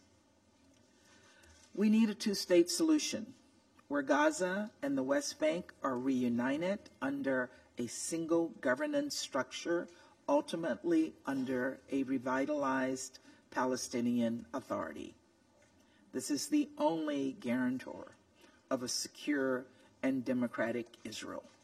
This is the only guarantor of Palestinians realizing their legitimate aspirations to a state of their own. This is the only way to end this cycle of violence once and for all. Progress will not come overnight. Peace is never easily won, and diplomacy requires hard work. But that must not deter us. Let us work together. We must commit to diplomacy, and let us do everything possible at long last, deliver on the promise of peace and the hope for a brighter future. Thank you, Mr. President. I thank Her Excellency Ms. Thomas Greenfield for her statement. I now give the floor to His Excellency Mr. Khalifa Shaheen Al Mahar, Minister of State of the United Arab Emirates. Mr. President, I thank Secretary General Antonio Guterres and Special Envoy Tor Wenslin for their critical briefings. We greatly appreciate the efforts of the UN and the sacrifices by the UN staff to provide assistance to the Gaza Strip during this difficult time. السيد الرئيس في مساحة لا تتجاوز 365 كيلومترا مربعا يتعرض أكثر من 2 مليون فلسطيني في قطاع غزة لهجوم إسرائيلي لا يراعي القيم الإنسانية ولا يلتزم بالقوانين والأعراف الدولية، حيث قصف أكثر من 15,000 هدف في هذه المساحة الصغيرة. راح ضحيته وفقا للأمم المتحدة أكثر من 14,000 فلسطيني معظمهم من الأطفال والنساء، ولم يسلم منه لا الطواقم الطبية ولا الصحفيين ولا العاملين في الجهات الإنسانية، مما حرك ضمائر العالم بشكل منقطع النظير. إن مشاهد الدمار الكامل في غزة مفزع وتكشف عن كارثة إنسانية غير مسبوقة، حيث سويت أحياء سكنية كاملة بما فيها من الأرواح بالأرض، ودمر 60% من الوحدات السكنية وأكثر من 300 مكتب تعليمي، فيما يقف الناس في طوابير طويلة أملا بالحصول على رغيف خبز أو قطرات من المياه في ظل منع المساعدات الإنسانية من الوصول إلى غزة، باستثناء ما يعتبر قطرة في بحر الاحتياجات. وحتى الجرحى والمرضى فقد سلبوا حقهم في الحصول على الرعاية الصحية بسبب استهداف إسرائيل المتعمد وغير المقبول للمستشفيات والمنشآت الصحية وإخلائها قسرا وقطع الوقود والمستلزمات الطبية عنها، فانهار القطاع الصحي وبترت أطراف الأطفال دون تخدير وأخرج الخدج من الحاضنات، ومات مرضى العناية المشددة لتتحول هذه المرافق إلى مقابر لمن فيها. كما اضطر مئات الآلاف للنزوح قسرا من شمال غزة إلى جنوبها وسط ظروف بالغة الصعوبة والخطورة ودون أي مكان آمن يلجؤون إليه. Amid extremely difficult conditions and dangerous. This occurred despite the absence of any safe havens in the Strip, and is painful seeing evoked memories of the 1948 Nakba. The fact that nearly 80% of the people in Gaza are displaced since the beginning of the offensive, with more than 1 million people taking refuge in UNRWA facilities, demonstrates the magnitude of the catastrophe, especially in light of the significant lack of humanitarian aid. The UAE reaffirms in the strongest terms its condemnation of Israel's collective punishment policies against the Palestinian people, as well as the attempts to displace the Palestinians, which we categorically reject. The future and the governance of Gaza must remain in the hands of the Palestinian people. Any presumptions or plans that seek to separate the Gaza Strip from the state of Palestine are unacceptable. We also stress the need for the international community to adopt unified rules condemning violations of international humanitarian law. This includes the indiscriminate bombing of civilian objects and UN facilities. فالكيل بمكيالين حيال هذه المسائل يخلق الفوضى في نظامنا الدولي الذي يجب أن يظل قائما على احترام القوانين الدولية وميثاق الأمم المتحدة لصون السلم والأمن الدولي. السيد الرئيس، ترى دولة الإمارات بعد أسابيع من التصعيد الخطير أن الهدنة التي توصل إليها الطرفان الأسبوع الماضي بوقف إطلاق النار لمدة 4 أيام وإدخال مساعدات محددة مع تبادل الأسرى الفلسطينيين والمحتجزين الإسرائيليين ومن ثم تمديدها اليومين الآخرين يمثل بادرة أمل يجب البناء عليها، ويشمل ذلك السماح بتوسيع نطاق المساعدات الإنسانية ومواصلة تمديد الهدنة لإتاحة الوقت والمجال الكافيين للأنشطة الإغاثية الهامة وإخراج آلاف العالقين تحت الرقام مع العمل في الوقت ذاته للتوصل إلى وقت فوري ودائم لإطلاق النار. ونعرب هنا عن تقديرنا للجهود والمساعي الدبلوماسية القطرية والمصرية والأمريكية الحثيثة في التوصل لهذا الاتفاق ودعم تنفيذه، وكذلك في التعامل مع إحدى أصعب الأزمات التي تمر بها منطقة الشرق الأوسط اليوم. وكما نؤكد على أهمية ضمان التنفيذ الكامل لقرار مجلس الأمن 2712 والذي يطالب جميع الأطراف باحترام التزاماتها to respect their obligations under international law and calls for urgent and extended humanitarian pauses and the unconditional release of detainees. وبالإشارة إلى المسائل التي ذكرها الأمين العام بهذا الشأن في بيانه اليوم مشدد على أهمية وضع آليات لمراقبة تنفيذ هذا القرار على نحو فعال. ومن الضروري أيضا العمل على تحسين آليات إدخال المساعدات إلى غزة عبر كافة الطرق والمعابر وعلى نحو آمن ودائم ودون عوائق وبالكميات التي تناسب حجم الاحتياجيات على الأرض وضمان توزيعها لجميع المحتاجين دون أي قيود أو تأخير. ونشيد هنا بجمهورية مصر العربية في تيسير معبر رفح من جانبها لإدخال المساعدات وإتاحة خروج المرضى والمصابين والرهائن وغيرهم من المدنيين. وبدورنا فلم تألو دولة الإمارات جهدا للوقوف بجانب الشعب الفلسطيني الشقيق في أصعب المحن، حيث بدأنا قبل عدة أيام بإدخال المواد اللازمة لإنشاء مستشفى ميداني في قطاع غزة بإشراف فريق طبي إماراتي. وما استقبلنا دفعات من الأطفال في مستشفيات الدولة كجزء من مبادرتنا لاستضافة 1000 طفل مع عائلاتهم لتلقي الرعاية الصحية اللازمة، إلى جانب استضافة 1000 فلسطيني من مرضى السرطان. وهذا بالإضافة إلى المساهمات التي قدمناها لوكالة الأونروا والحملة الشعبية التي أطلقناها من أجل دعم المتضررين في غزة، والتي جمعت أكثر من 1600 طن من المواد الإغاثية تم إيصالها للعبور إلى قطاع غزة.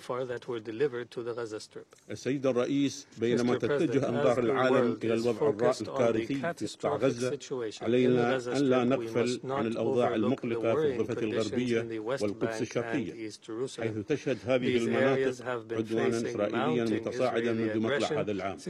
راح ضحيته 400 فلسطيني، فالاقتحامات المتكررة للمسجد الأقصى أصبحت بمثابة أمر معتاد للجماعات المتطرفة تحت حماية السلطات الإسرائيلية. ووصل عنف المستوطنين ذروته وبات يتخذ أشكالا أكثر خطورة وحدة، فيما طال القصف الإسرائيلي مخيمات اللاجئين في جنين ونابلس وغيره، وذلك في الوقت الذي تواصل فيه إسرائيل بناء وتشجيع المستوطنات التي تقطع أوساط المجتمعات الفلسطينية وتنتهك القانون الدولي وقرارات مجلس الأمن. إن جميع تلك الممارسات غير الشرعية يجب أن تتوقف الآن. ونؤكد أيضا أن حالة الغليان الراهنة لا تحتمل مزيدا من الخطوات الاستفزازية والخطابات المحرضة على العنف والكراهية، فأمن كلا الشعبين والمنطقة في المحك. السيد الرئيس، لقد أثبتت الأحداث الأخيرة ضرورة توقف المجتمع الدولي عن إدارة هذا النزاع، وأن نعمل بدلا من ذلك على التسريع في إعادة إحياء الأمل بإمكانية التوصل إلى حل سياسي عادل ودائم وشامل للقضية الفلسطينية، عبر العمل منذ الآن على تهيئة الظروف الملائمة لاستئناف مفاوضات جادة تستند إلى المرجعيات المتفق عليها لتحقيق حل الدولتين، بحيث يتم البدء في تنفيذ هذه الخطوات فور التوصل إلى وقف لإطلاق النار. ونؤكد أن تحقيق سلام دائم لن يكون ممكنا دون إنهاء الاحتلال الإسرائيلي لكافة الأراضي الفلسطينية والعربية وإقامة دولة فلسطينية مستقلة على حدود 4 يونيو لعام 1967 وعاصمتها القدس الشرقية، تعيش جنبا إلى جنب مع إسرائيل في أمن وسلام واعتراف متبادل. ويجب في الوقت ذاته الحيلولة دون انزلاق المنطقة في حرب إقليمية ستطال تداعياتها العالم مؤجل، إذ يجب وقف المناوشات الجارية في جنوب لبنان والجولان السوري والبحر الأحمر، كما لا يمكن أن نترك منطقتنا رهينة الأزمات والنزاعات. شعوبنا تستحق العيش بأمن واستقرار، وشبابنا يتطلعون لمستقبل أفضل، ونحن في دولة الإمارات عازمون على الدفع نحو ذلك. Thank you, Mr. President. I thank His Excellency Mr. Al-Marha for his statement. I now give the floor to His Excellency Mr. Thomas Guibert, State Secretary of Switzerland.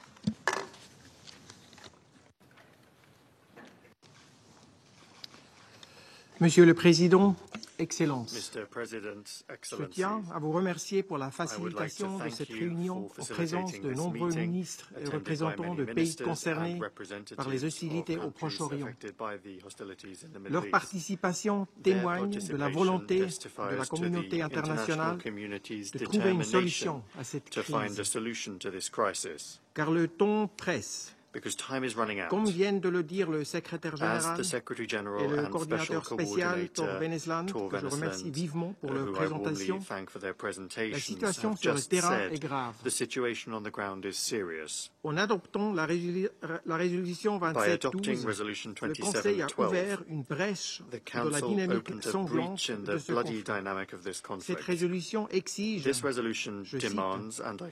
de toutes les parties qu'elles s'acquittent des obligations que leur impose le droit international, y compris le droit international humanitaire, notamment pour ce qui est de la protection des civils. En même temps, qu'elle reconnaît le droit d'Israël d'assurer sa défense et sa sécurité, la Suisse rappelle que le respect du droit international humanitaire est un impératif. Ce Conseil a le devoir de faire respecter celui-ci, ainsi que les droits de l'homme par toutes les parties au conflit. Ce droit protège tous les civils, y compris les blessés, les malades, le personnel humanitaire et médical, ainsi que les infrastructures civiles, dont les hôpitaux et les écoles de l'UNRWA. Ce sont les civils qui paient le plus lourd tribut depuis l'éclatement des hostilités. La vie de plus d'un millier d'entre eux a été fauchée par le Hamas lors des actes de terreur qu'il a perpétrés le 7 octobre en Israël et que la Suisse a fermement condamné. Un grand nombre d'otages restent captifs à Gaza. Nous saluons la libération qui ont eu lieu à travers la médiation du Qatar, de l'Égypte et des États-Unis, et grâce à l'important rôle d'intermédiaire neutre joué par le CICR. Nous appelons à ce que tous les otages encore détenus à Gaza soient libérés immédiatement et sans condition. Parmi les milliers de civils tués à Gaza, plus d'un tiers sont des enfants. La Suisse appelle à l'extension de la pause humanitaire censée prendre fin demain matin. La situation humanitaire catastrophique dans la bande de Gaza l'exige. Nous saluons l'aide supplémentaire acheminée durant la semaine écoulée, y compris en termes de carburant. Cela reste toutefois largement insuffisant. Nous devons insister pour que l'aide humanitaire soit acheminée sans entrave et sans précondition aux populations civiles dans le besoin, et ce dans toute la bande de Gaza. À cette fin, nous appelons à ce que tous les efforts soient déployés pour permettre l'accès humanitaire par tous les points de passage, y compris pour les biens commerciaux. À cet effet, la Suisse remercie par avance le secrétaire général pour les propositions qu'il entend soumettre en vue de la mise en œuvre concrète de la résolution 2712. Nous sommes prêts à nous engager de manière constructive pour trouver un nouveau consensus au sein de ce Conseil, tout en gardant à l'esprit la nécessité de poursuivre une solution politique au conflit entre Israéliens et Palestiniens. Monsieur le Président, dans tout le territoire palestinien occupé, à Gaza et en Cisjordanie, y compris Jérusalem-Est, la situation ne cesse de se dégrader. En Cisjordanie, la hausse des violences des colons a provoqué le déplacement forcé de communautés entières. La Suisse rappelle les obligations d'Israël en vertu du droit international, y compris l'obligation de protéger la population civile. Dans le cadre d'opérations par les forces de sécurité israéliennes, l'usage de la force doit notamment répondre aux critères de la proportionnalité et respecter les droits de tout individu à la vie et à la sécurité de la personne. Des enquêtes doivent être menées sur toutes les violations du droit international commises en Israël et dans l'ensemble du territoire palestinien occupé, afin que leurs auteurs soient traduits en justice. Enfin, il est indispensable de trouver une solution politique globale au conflit. Dans ce processus, il est important de prêter l'attention aux voix et aux contributions des femmes palestiniennes et israéliennes qui souhaitent bâtir la paix. Ce Conseil doit prendre des mesures concrètes en vue de la solution à deux États, seul fondement possible de la paix et de la stabilité dans la région. Nous devons contribuer à reconstruire ce fondement pour deux États démocratiques, Israël et la Palestine, vivant côte à côte en paix à l'intérieur de frontières sûres et reconnues. Je vous remercie. I thank His Excellency Mr. Gurbet for his statement. I now give the floor to Her Excellency Ms. Mavis Nkansa Boadu, Deputy Minister for Foreign Affairs and Regional Integration of Ghana. Mr. President, I would like to begin by thanking China for its leadership in the Council this month and convening this meeting on the Middle East peace process at high level, reflecting the exigencies of the moment. Ghana thanks the Secretary General for his statements, especially the updates on the implementation of Resolution 2712 and the options to effectively monitor the implementation of the demands of the Council in the resolution. We also thank Special Coordinator Tor Wennes-Lund for his briefing on the situation on the ground. We have also taken note of statements by the representatives of Israel and Palestine. Ghana appreciates the complexity and horrors of the tragedy that has unfolded in the region since 7 October, as well as the frustration of both sides. Now, however, it is time to embrace the overwhelming call of the international communities for reconciliation and for peace and security for the people of the region. The tears, suffering, and death on both sides must end. Mr. President, over the past 54 days, the world's focus and attention has been fixated on the Middle East, and in particular southern Israel and the Gaza Strip. The brutal and horrific attacks of Hamas and other armed actors against Israel on October 7th, the loss of 1,200 Israeli lives, and the abduction of over 200 Israeli and foreign nationals as hostages marks an escalation in the Israeli-Palestinian conflict not seen in the recent years. The Israeli military response, which has led to the reported killings of more than 14,000 Palestinians, has compounded the humanitarian situation in the Gaza Strip with dire consequences. We are saddened by the turn of events and the impact the hostilities ensued has caused on both sides, especially to women and children, as well as the United Nations and other humanitarian relief workers. We reiterate our heartfelt condolences to the affected families and friends of all those whose promise for tomorrow, for the future, has been ruined by the brutality of the war. We are heartened by the humanitarian pause mediated by Qatar, Egypt, and the United States between the parties on 22nd November, which has so far led to the release of several Palestinian prisoners and Israeli and foreign hostages. We welcome the extension of the deal for an additional 2 days ending today. We appeal to Israel and Hamas to extend the humanitarian pause for a repeated 2 days period on the basis of a regional arrangement which requires Hamas to also release a number of hostages. This is necessary to continue to save lives and to enable those mediating the conflict to build confidence with further mutual measures. We note the need for additional humanitarian aid, even though the deal has significantly increased the number of trucks entering Gaza through the Rafah border crossing. The supply of food, medicines, and fuel is an important factor to prevent the population of Gaza from being pushed into an unimaginable public health catastrophe. We therefore support practical arrangements that can increase supplies through different border crossing and restore a minimum level of public health capacity. We reiterate our demand that UNRWA's facility, including storage facility, should be separated from the conflict and strongly appeal for a positive response by donors to the flash appeals of UNRWA and OCHA.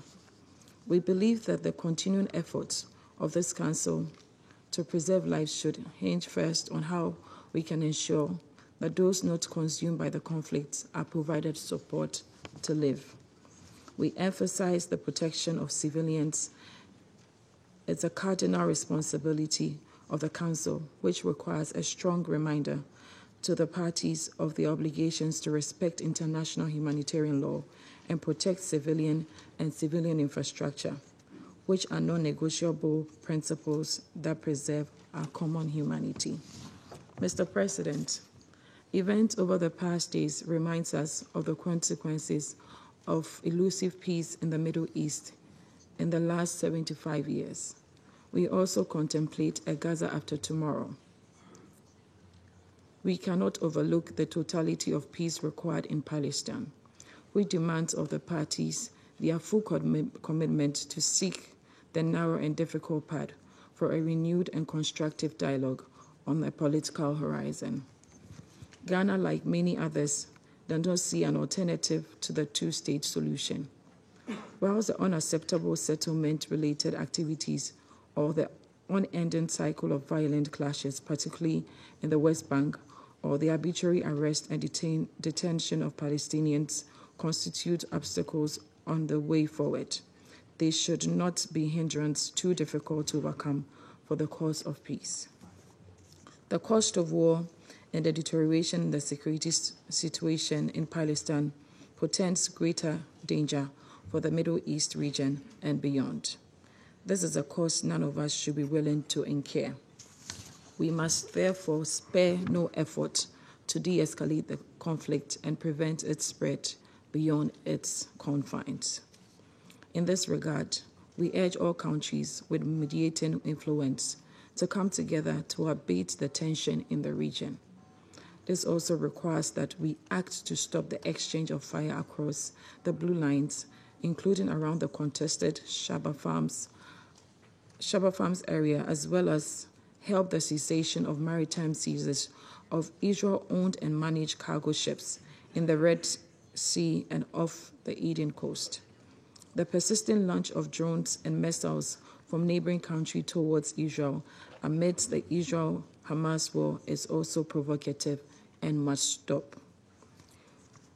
These incidents must, amongst others, put the lives of United Nations Interim Force in Lebanon members at risk and present a direct threat to the peace and stability of all the countries in the region. We reiterate the important stabilization role of the UNIFIL and UNDOF and appeal to all parties and countries in the region to exercise extreme restraint and rein in the activities of all armed groups operating from within their territories. Mr. President, the stress by the humanitarian and security situation in the occupied Palestinian territories, particularly in the Gaza Strip, where around 1.2 million people, over 80% of the population, have been displaced, with the majority of them being women and children. This Council has not seen a shortage of initiatives to find consensus beyond the adoption of Resolution 2712.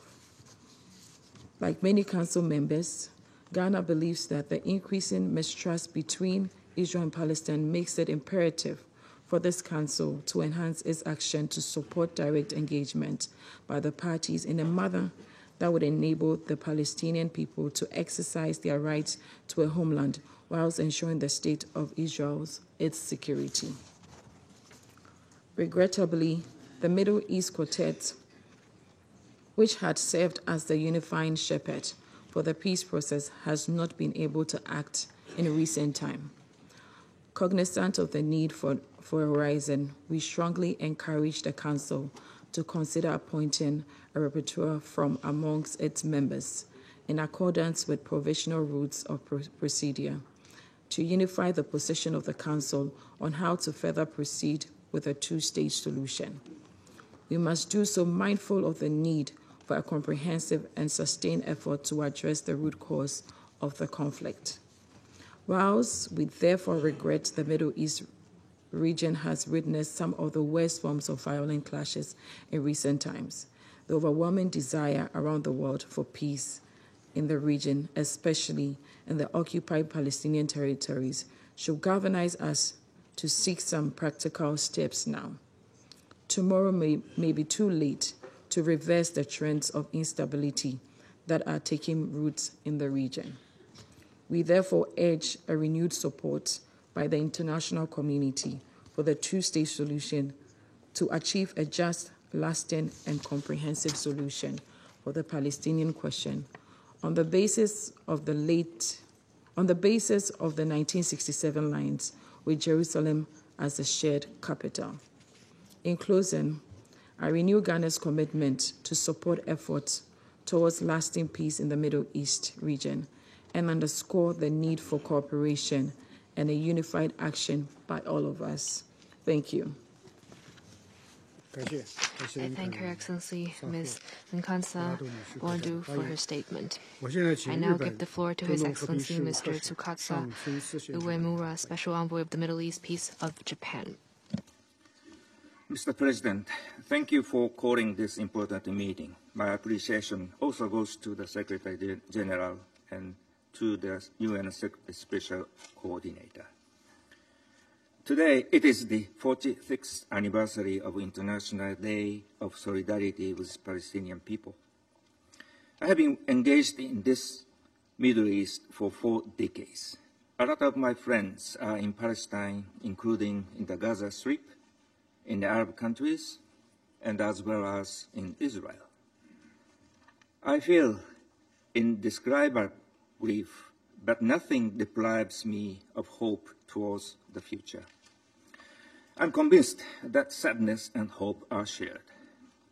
The Middle East peace should be built on this common ground.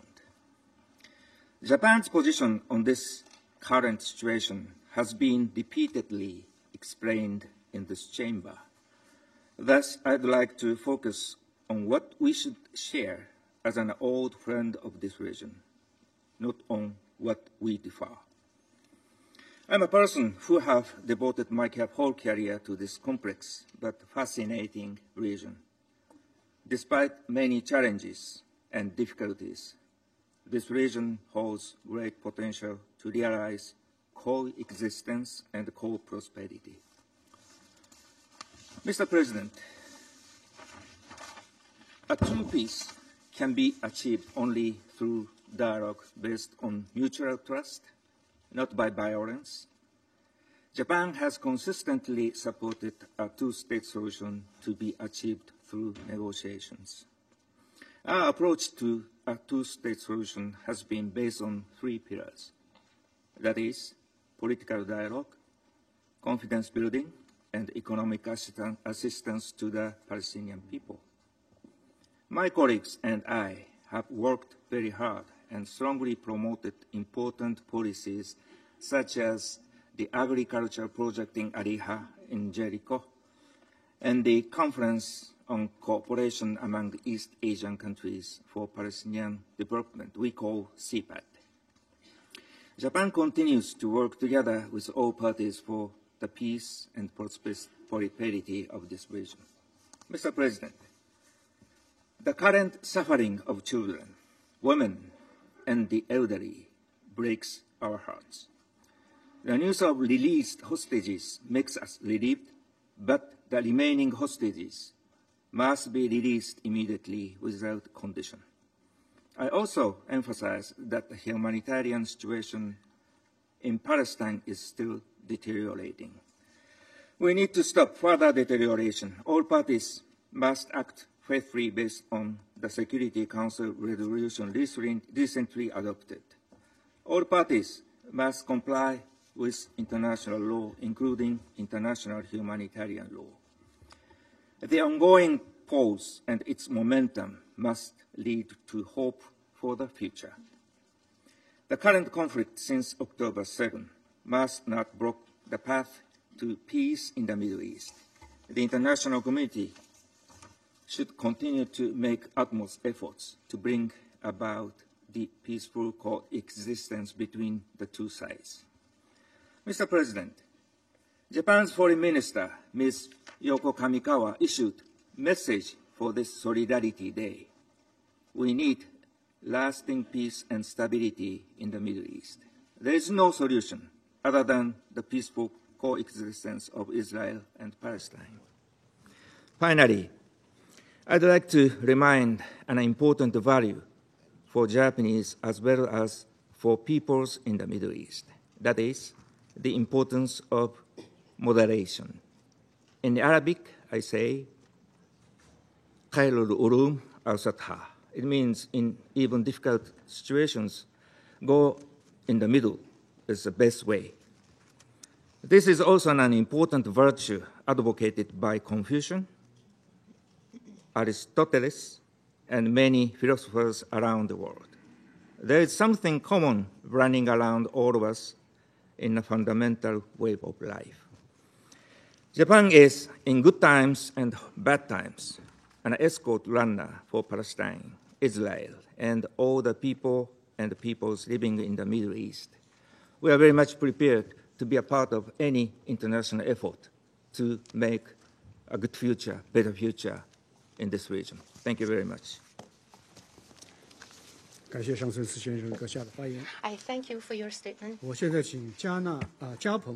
I now give the floor to the representative of Gabon.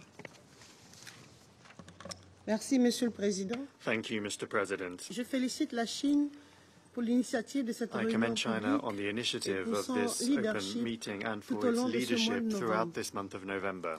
Je remercie le secrétaire général pour le point actualisé de la situation dans la guerre entre Israël et le Hamas. Nous accueillons comme un retour d'humanité l'accord ayant permis la trêve débutée vendredi dernier et la libération de plusieurs otages israéliens et prisonniers palestiniens. Ce moment de répit rempli d'émotions doit être mis à profit pour sauver des vies, apporter l'assistance requise aux personnes qui en ont besoin et réunir les conditions d'une cessation définitive des hostilités. Il s'agit d'une fenêtre d'espoir pour donner effet à la résolution 2712 adoptée par ce Conseil le 15 novembre dernier, ainsi qu'à la résolution adoptée par l'Assemblée générale. Nous saluons les efforts conjugués du Qatar, de l'Égypte et des États-Unis qui ont permis de parvenir à cette pause. Cette trêve doit être durable pour permettre de se reconnecter avec le droit international humanitaire dans les ruines de Gaza et la détresse de sa population. La violence meurtrière déclenchée par les attaques barbares du Hamas du 7 octobre dernier a atteint une échelle insoutenable. Le temps est venu d'arrêter de compter les morts par dizaines de milliers. Il est temps de stopper l'hémorragie des enfants tués par milliers. Le temps est venu de mettre fin au bain de sang à Gaza et au chaos des populations civiles. Une fois de plus, le Gabon appelle toutes les parties à la retenue et au respect de leurs obligations en vertu du droit international humanitaire et à la réduction des comptes des violations graves du droit international. Nous ne cesserons de répéter que la solution au conflit israélo-palestinien doit être politique et diplomatique à travers le dialogue et les négociations de bonne foi et en s'assurant du respect des légitimes préoccupations de chacune des parties. Le Gabon réitère sa ferme condamnation de toute violence meurtrière indiscriminée et appelle à une libération sans condition de l'ensemble des otages. Nous réitérons notre appel pour un accès sans entrave for unfettered, safe and sustained access for the delivery and distribution of essential goods and services for the millions of people in need. To conclude, Mr. President, I reiterate Gabon's commitment to the two-state solution, two states coexisting peacefully on the basis of internationally recognized borders. It is more than ever time to put this solution into practice. To achieve that, dialogue and negotiation are the essential channels with a central role played by the United Nations. Thank you. I thank the representative of Gabon for her statement, and I'll give the floor to the representative of Albania. Thank you, Mr. President, and let me thank the Secretary General for his remarks and the Special Coordinator for his briefing.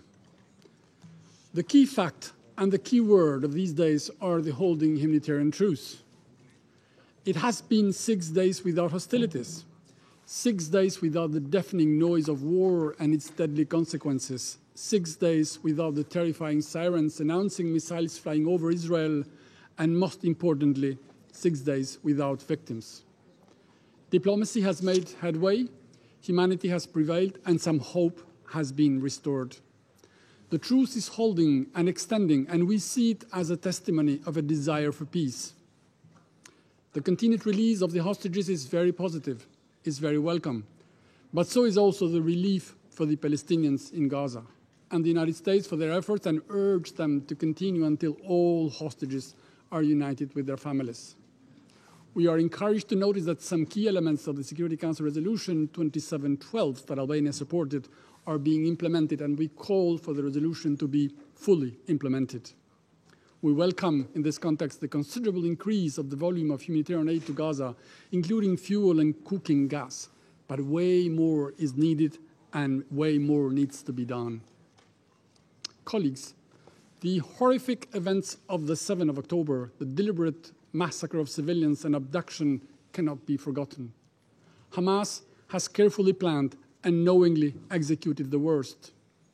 Nothing can or will ever justify terror, and nothing can or will ever justify taking civilian hostages, including babies, children, and elderly, and using them for political purposes. It is unfortunate that 7 weeks after the events, the Council has not been able to issue a condemnation of the unacceptable and the unforgivable. Mr. President, in this conflict, as in every conflict, civilians have paid an unprecedented human heavy toll, especially women and children, always the most affected. This is intolerable and must stop. We recall that the protection of civilians must be the primary concern in every conflict, and international law must be fully observed. And this applies also to the civilian infrastructure. WHO has raised alarms about the rise in outbreaks of infectious diseases in Gaza. Without medicine, without routine vaccination activities, without proper access to safe water and hygiene, and without sufficient food, disease could kill way more people than the hostilities. This must be quickly reversed. Let's not forget that while the attention is focused in Gaza, innocent civilians, including children, are also dying in the West Bank. We expect Israel to commit the same efforts and ingenuity to saving innocent Palestinian lives as it does in its efforts to decimating and eliminating Hamas. Because for as long as the Palestinians will see the war against Hamas as a collective punishment where they end up being the first victims, the prospects of long-lasting peace will be remote and shaky, if anything. Mr. President, oppressive and brutal regimes are never liked. They are only feared. Hamas rule in Gaza is no exception. During 18 years of Hamas rule, the Gaza Strip has been besieged, impoverished, underdeveloped, left without clear perspective. And as we discover now, the only real investment of Hamas in Gaza are the tunnels, not for the population, but only and exclusively for Hamas and its warmongering policies.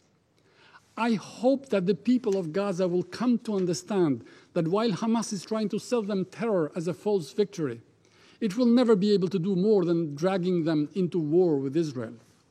However justified their frustration for the lack of progress and their fatigue with never seeing their dreams come true are, Peaceful Palestinians should not be fooled to believe that Hamas will give them the state they need and deserve, the future they want and aspire to.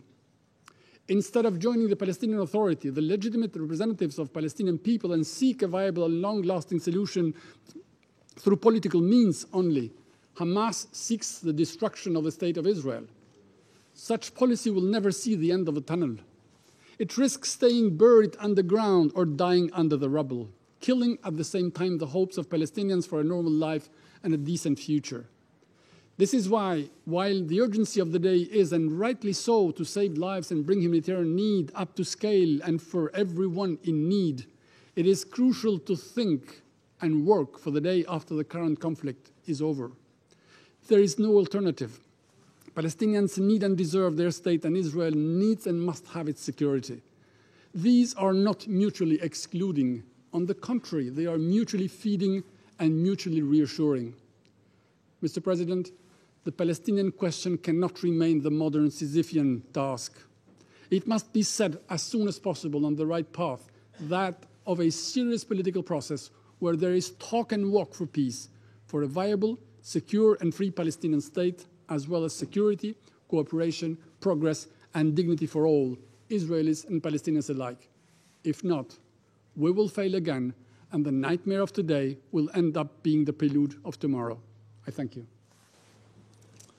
I thank the representative of Albania, and I give the floor to Malta. Thank you, President. I begin by thanking the Secretary General for his briefing on the implementation of Resolution 2712. The full implementation of this resolution remains paramount.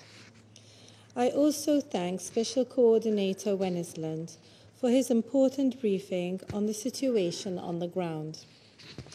Malta commends the mediation efforts of Qatar, Egypt, and the United States, which have led to the first humanitarian truce, the gradual release of hostages from Gaza, and the release of detained Palestinian women and children from Israeli prisons.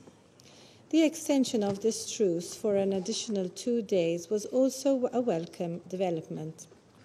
We urge the parties to continue to build on these steps. As a first measure, the truce must continue to be extended. A genuine commitment towards a ceasefire and a lasting political solution is also needed as a matter of urgency. We also commend the ICRC for its efforts in facilitating the transfer of hostages and detainees. We call for them to be allowed access to the remaining hostages. Malta reiterates its strong condemnation of the terror attacks by Hamas against Israel and her people on 7th October. We once again call for the release of all remaining hostages safely and unconditionally. At the same time, the catastrophic humanitarian situation in Gaza is untenable. Thousands of civilians, many of whom are women and children, have been killed. The population continues to suffer from colossal difficulties and hardships regarding healthcare, food security, shelter, and sanitation. A large number of journalists have also lost their lives. Meanwhile, countless children continue to live in increased anguish and deprivation.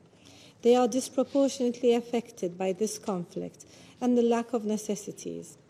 The long-term impact that violence will have on their mental health cannot be ignored. The WHO's statement that more people will die due to rising rates of disease is gravely concerning, and immediate action is needed to prevent this scenario. The truce we have seen in these past days has made clear that a cessation of hostilities is the only way to ensure civilians are protected and continue to receive humanitarian support. The scaling up and distribution of humanitarian aid can only take place under such conditions. We urgently call on all parties to ensure the protection of civilians and aid workers in compliance with their obligations under international law, including international humanitarian law. In this light, we also recognize UNRWA's work which has continued to take place under extremely dangerous circumstances. We convey our sincerest condolences for the over 100 UNRWA staff who have been killed in this conflict. We cannot afford to lose more lives. We cannot return to further bloodshed and insecurity. It is in this spirit that Malta echoes the Secretary General's call for an immediate humanitarian ceasefire. President, while all eyes are on Gaza, the West Bank is also suffering unprecedented escalations. Since 7th October, there has been a sharp increase in the killing, violence, and forced displacement suffered by Palestinians through settler violence and hundreds of arrests. Malta underlines Israel's obligations to abide by international law and ensure the protection of the Palestinian population against all acts or threats of violence. We reiterate that settlements are illegal under international law and an obstacle to peace. We call on parties to urge de-escalation and exercise the utmost restraint. Avoiding a regional conflagration is of utmost importance and must be avoided at all costs. We also call on the parties to show restraint and de-escalation along the Blue Line. The implementation of Resolution 1701 remains key. It is also imperative that we consider a credible foundation for future peace. Malta thus reaffirms its commitment to a two-state solution along the pre-1967 borders, addressing the legitimate aspirations of both sides, with Jerusalem as a future capital of two states, living side by side in peace and security, in line with the relevant Security Council resolutions and the internationally agreed parameters. Within this dire context, and particularly today, on the International Day of Solidarity with the Palestinian people, it remains clear that this is the only viable path to achieving peace. I thank you. I thank Representative Malta. Now I give the floor to Ecuador. Gracias, señor presidente. Thank you, President. Al igual que otras delegaciones, damos la bienvenida a los altos funcionarios presentes en esta sesión. Agradezco al secretario general Antonio Guterres y al coordinador especial Tor Wennesland por sus informes. Reitero sobre todo el reconocimiento del Ecuador a su labor y a la de todo el personal de Naciones Unidas. Les expreso también las condolencias por los 111 funcionarios que han perdido su vida en las últimas semanas por causa de este conflicto. El Ecuador ha sido claro en manifestar su más enérgica e inequívoca condena a los injustificables ataques terroristas perpetrados por Hamas, así como transmitir sus condolencias a las familias de las víctimas de esos actos atroces y solidaridad con el pueblo de Israel. No hay justificación posible para atacar a civiles inocentes. Esta es también la oportunidad para pedir que todos los rehenes tomados por Hamas sean liberados inmediatamente y sin condición alguna. Los ataques terroristas de Hamas no representan al pueblo palestino, ni a su derecho inalienable a la libre determinación, ni a sus aspiraciones legítimas de vivir con seguridad, libertad, justicia, oportunidades y dignidad. En estas semanas se han producido miles de dolorosas e inaceptables muertes de civiles inocentes, entre ellos mujeres y niños palestinos. La solidaridad del Ecuador está también con sus familias y con el pueblo palestino. Señor presidente, Israel tiene derecho a defender a su población y al hacerlo debe respetar los principios del derecho internacional y el derecho internacional humanitario. No hay justificación alguna para causar dolor y muerte a civiles inocentes. Se deben hacer todos los esfuerzos para evitarlos. Es valiosa la pausa en las hostilidades de los últimos días.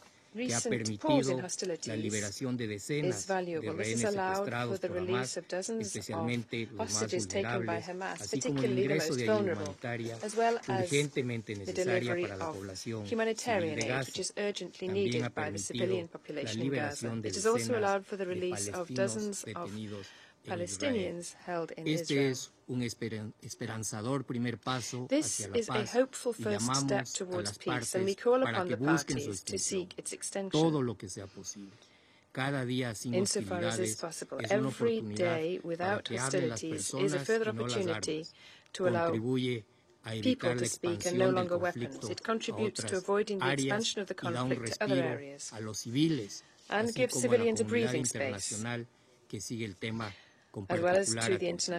Señor Presidente, Excelencia, las posiciones de mi país en este y en todos los temas están basadas en los principios del derecho internacional. Creemos que las resoluciones del Consejo deben ser respetadas siempre.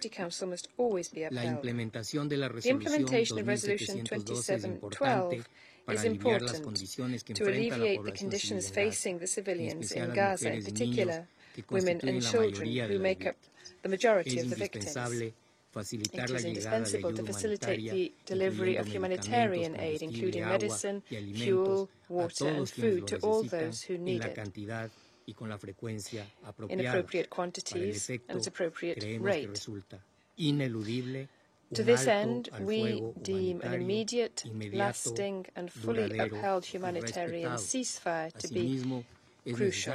In this regard, we must fulfill the provisions of Resolution 2334. The situation in the West Bank is worrisome, as is the increase in violence since the 7th of October and the continued settlement activities. Any measure which undermines the viability of the two-state solution contributes to perpetuating the conflict and does not improve security.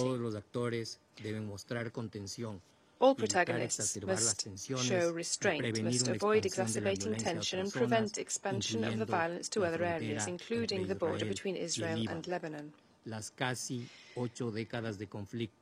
The almost 8 decades of conflict, the thousands upon thousands of deaths, and the immeasurable pain and suffering of whole generations are the clearest evidence that violence is not the solution. It is time to halt the logic of seeking guilty parties and rather focus once and for all on achieving a permanent resolution to this question. Finally, President, I reiterate what Ecuador has said on numerous occasions before this Council, the General Assembly, and elsewhere. The only way of bringing an end to this conflict is through a peaceful, negotiated, definitive and just solution for the parties, with the existence of two states, Palestine and Israel, upon the basis of the 1967 borders and the relevant resolutions. Thank you very much. I thank the representative of Ecuador. Now I give the floor to Mozambique. Thank you, Mr. President. Mr. President, Mozambique warmly commends China's presidency for convening this high-level briefing on the situation in the Middle East, including the Palestinian question. We thank the Secretary General, Mr. Antonio Guterres, for his effort in keeping a momentum in the agenda for peace over the world, particularly the conflicts in the Middle East.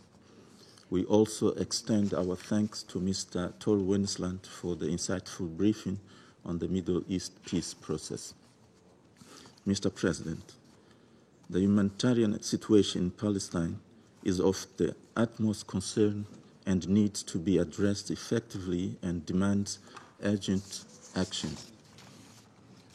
Mozambique welcomes the new developments that culminated with the 4-day truce, which was extended for 2 more days, allowing critical humanitarian assistance to reach the most vulnerable and innocent recipients of this conflict.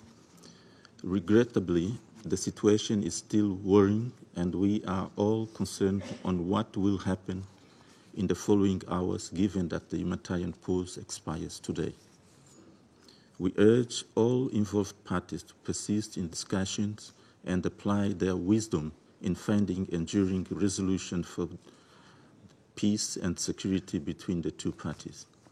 Both Israelis and Palestinians should assess the recent developments, particularly the humanitarian pause, as a starting point to a more consistent and lasting solution which brings the war to an end. We believe the truce was fundamental in mobilizing initiatives for humanitarian assistance, particularly the protection of the civilians and saving lives in the Gaza Strip. Mozambique sees this opportunity to convey her gratitude to the United Nations staff and to the mediators such as Egypt, Qatar, and the United States involved in this endeavor. Their unwavering efforts during this difficult period have played a crucial role in mitigating the hardships faced by civilians.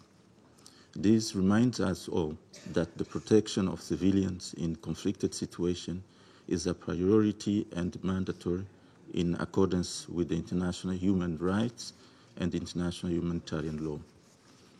Mr. President, the situation on the ground warrants for a long humanitarian pause or agreed compromise to ensure that all those in a dire situation have access to basic needs such as water, electricity, food, and medicine. We are of the view that a de-escalation of the conflict will allow for the free mobility of aid workers and relaunch of dialogue between parties in conflict.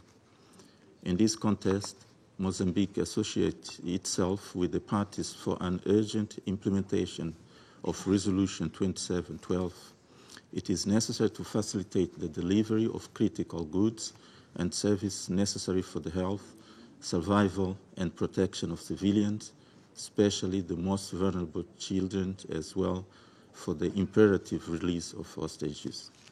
Therefore, there is an urgency to scale up and improve the delivery of critical and timely humanitarian assistance into Gaza through the relevant UN channels.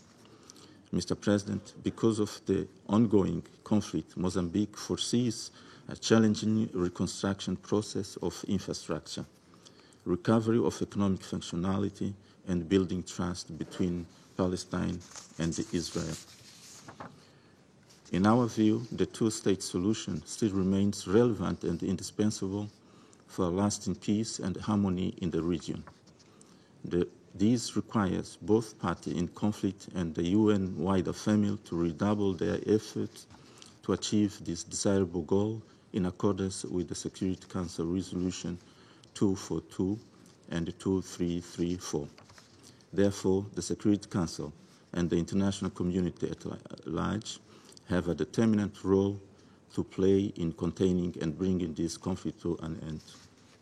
Mr. President, to conclude, we urge the parties to pursue the path of dialogue, working together constructively towards peace and respecting the principle of two-state solution. I thank you.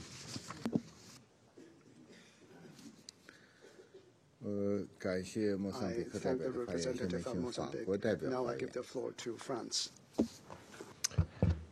Monsieur le Président, je remercie le secrétaire général et M. Wennesland de nos exposés.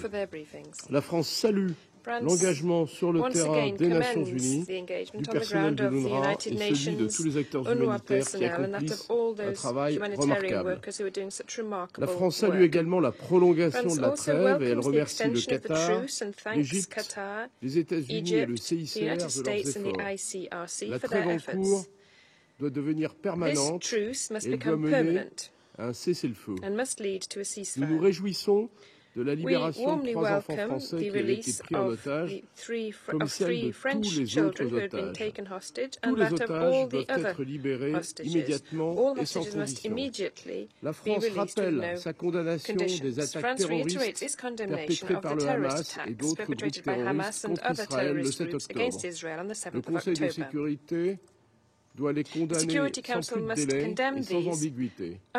Israël a le droit de se défendre et le devoir de le faire dans le strict respect du droit international humanitaire. Les populations et les infrastructures civiles doivent être protégées. La trêve en cours a permis d'augmenter l'acheminement de l'aide à Gaza, y compris au nord. Ces progrès sont positifs, mais cette aide n'est pas suffisante.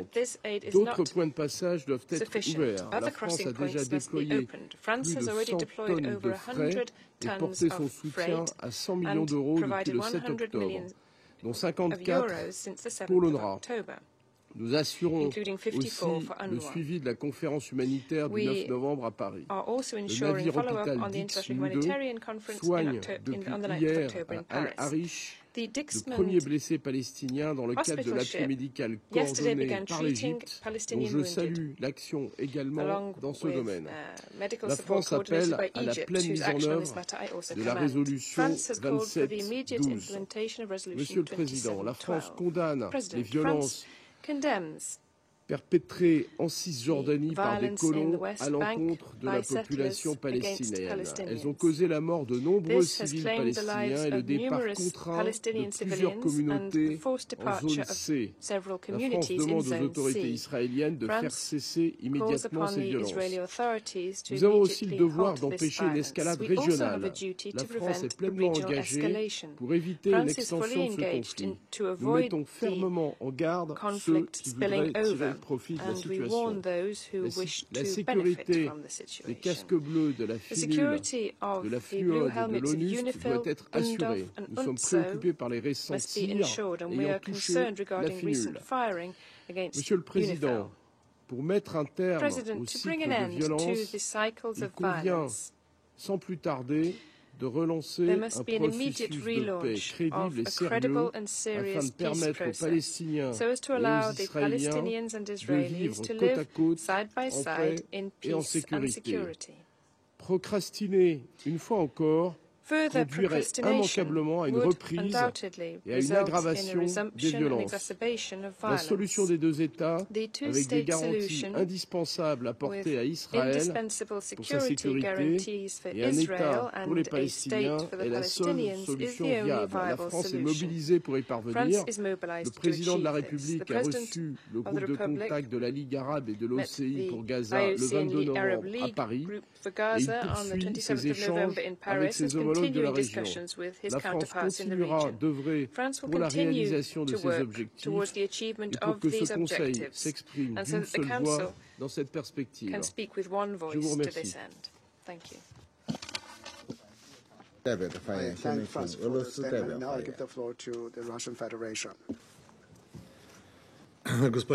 Mr. President, we're grateful to the Chinese presidency for holding today's meeting.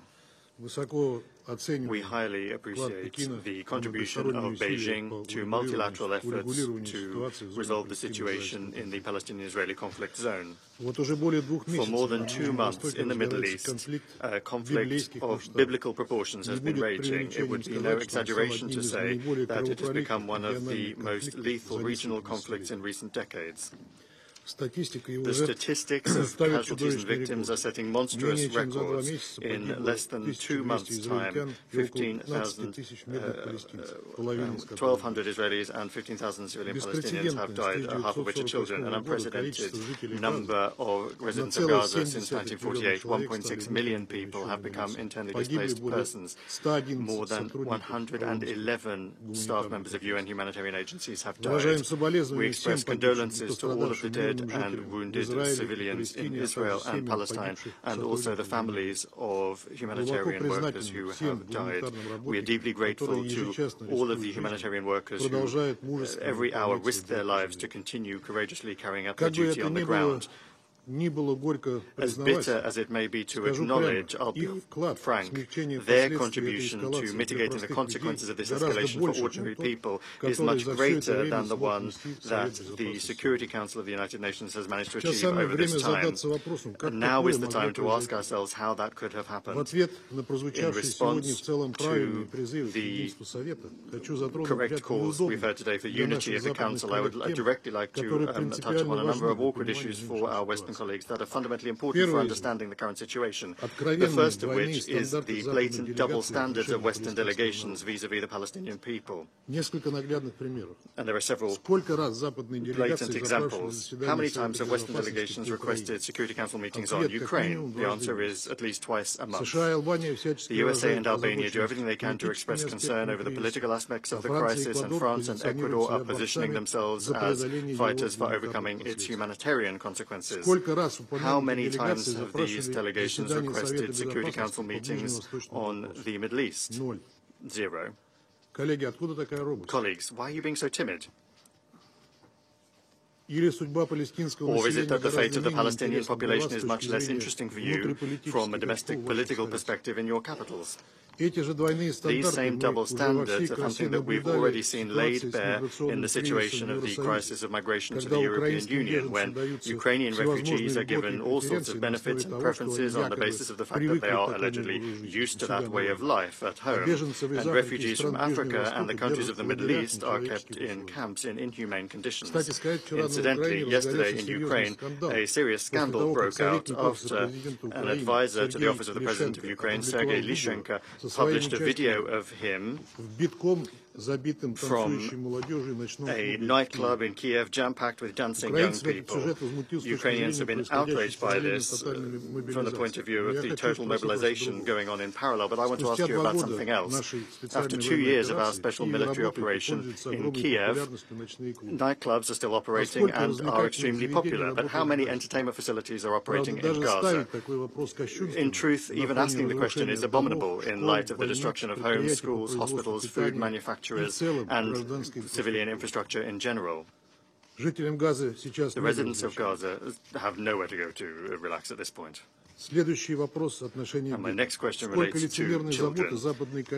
Our Western colleagues express such hypocritical concern in front of the cameras about Ukrainian children, but they don't hesitate to besmirch Russia by circulating absolutely absurd and repellent rumors about their abduction. And all of this is while Russia is doing everything it can to protect children from the consequences of the Western-inspired Ukrainian crisis. What about Palestinian children? Secretary General Guterres has said that Gaza has become a graveyard for children.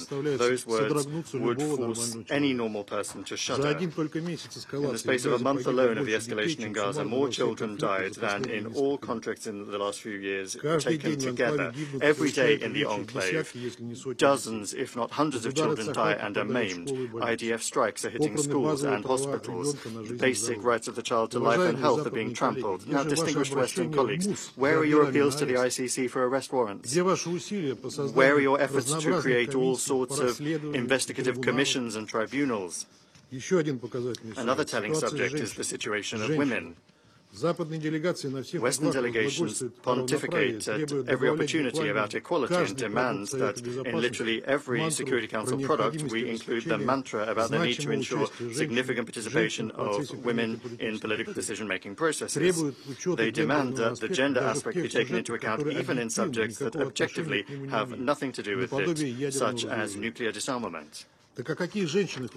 Which women are you worried about?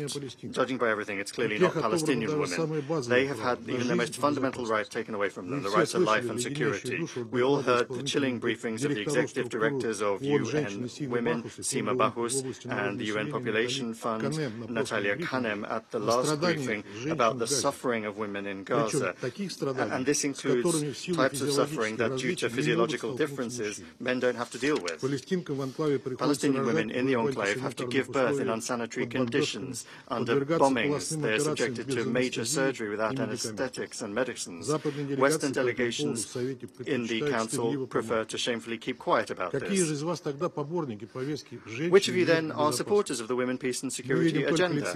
We only see hypocrites and unprincipled opportunists who, if required by political expediency, will turn a blind eye to any crimes and, on the contrary, will find them where they don't exist. Distinguished colleagues, over these weeks, one extremely unseemly fact has become clear. For the West, Palestinians are second-class people. defending the interest of which they simply have no interest in doing. This is the main cause of the problems that this Council has faced when coming up with decisions. For almost 2 months, the international community, humanitarian agencies, NGOs and ordinary citizens have been calling on the Council to demand that the parties immediately cease fire. Russia has been talking about this from the very beginning of the escalation. We first, back on the 16th of October, proposed to the Council a draft resolution saying so, and a few days later we proposed a second one. But this appeal has still not been acted upon. And yet, a sustainable ceasefire is not just a moral imperative, it is the only way of guaranteeing an effective humanitarian response, which simply cannot be carried out in the conditions of hostilities.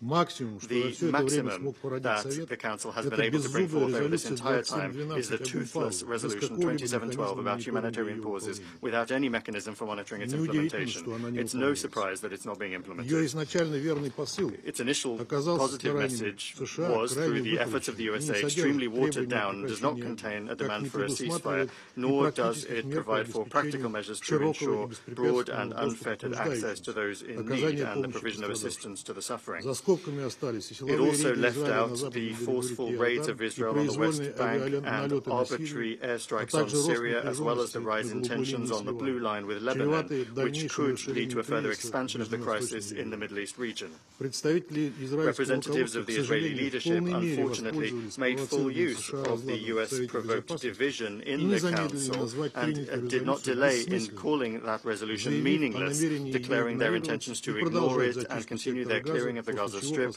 after which there was further bombing of schools, hospitals, mosques, churches and UNRWA facilities. Colleagues, you all understand very well that this is an open violation of the Security Council resolution and Article 25 of the UN Charter. However, we've not heard a word of condemnation from you, and yet you would not have skimped on this in other country situations. This is a further demonstration of your blatant double standards. Of course, we cannot help but be pleased that as a result of the recent humanitarian pause and the exchange of hostages, people's lives have been saved. But these steps were the result of an agreement by players in the region and don't have anything to do with the aforementioned resolution of the Security Council.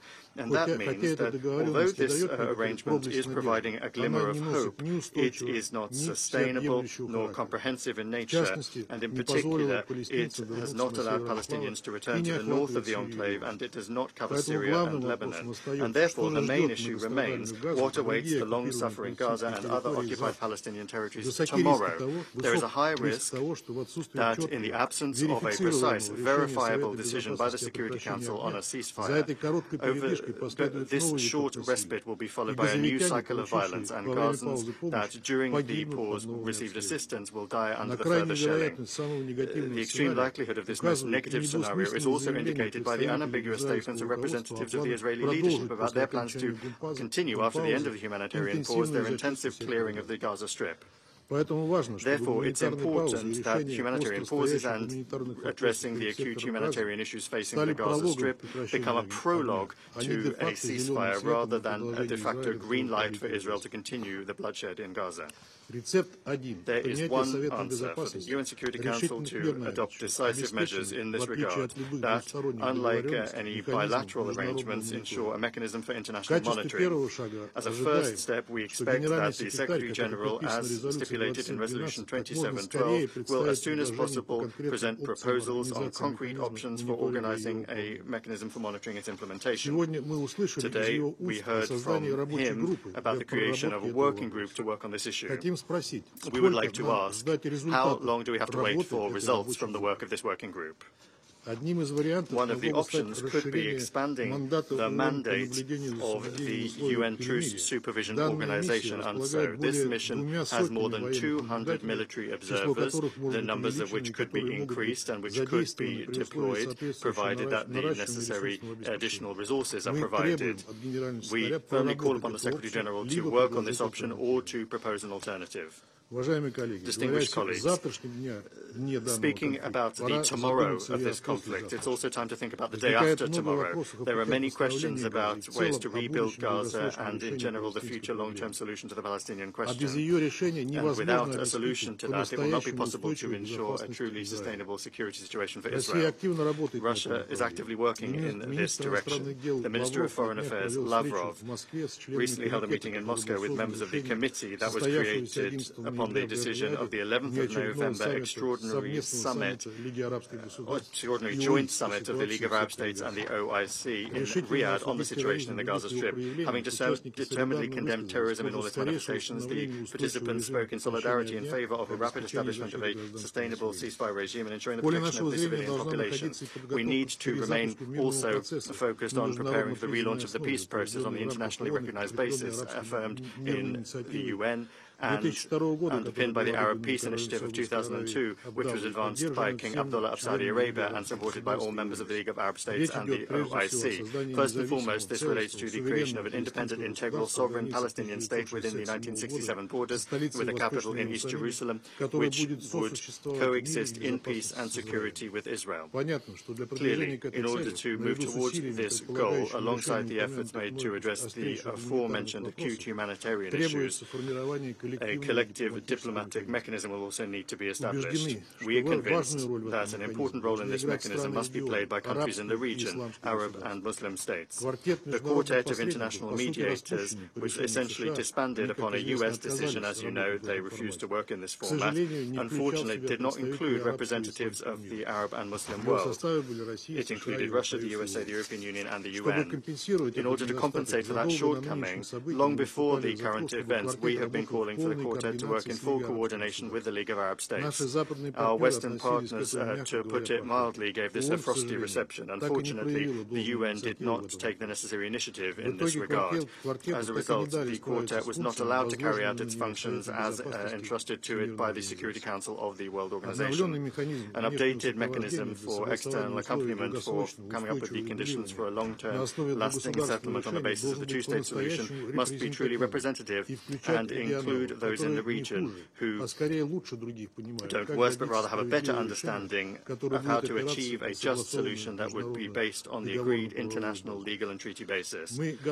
We stand ready to do such work once the flames of this, fortunately, there's still a long way to go until that happens. Thank you.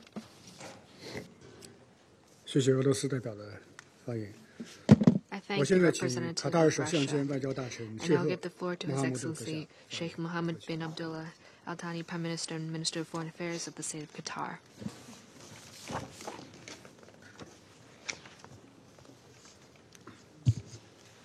Bismillah ar-Rahman ar-Rahim. Sayyid al-Rais, بداية نهنئ بلدكم الصديق على الإدارة الحكيمة لمجلس الأمن هذا الشهر ونشكركم على عقد هذا الاجتماع المهم وإتاحة الفرصة لنا للمشاركة فيه. كما نشكر معالمين العام للأمم المتحدة والمنسق الخاص لعملية السلام في الشرق الأوسط على جهودهم المبذولة في سبيل خفض التصعيد ووقف القتال.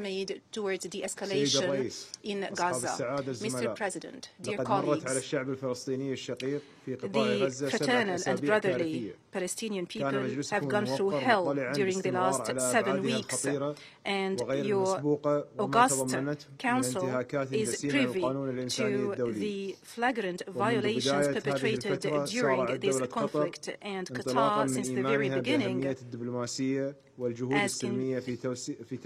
having faith in the diplomatic means of conflict settlement, started to coordinate with brothers and sisters in Islamic and Arab countries, and has started close communication with the member states in the United Nations in order to put an end to the bloodshed and to address the humanitarian issues, including the release of hostages and the rapid humanitarian delivery.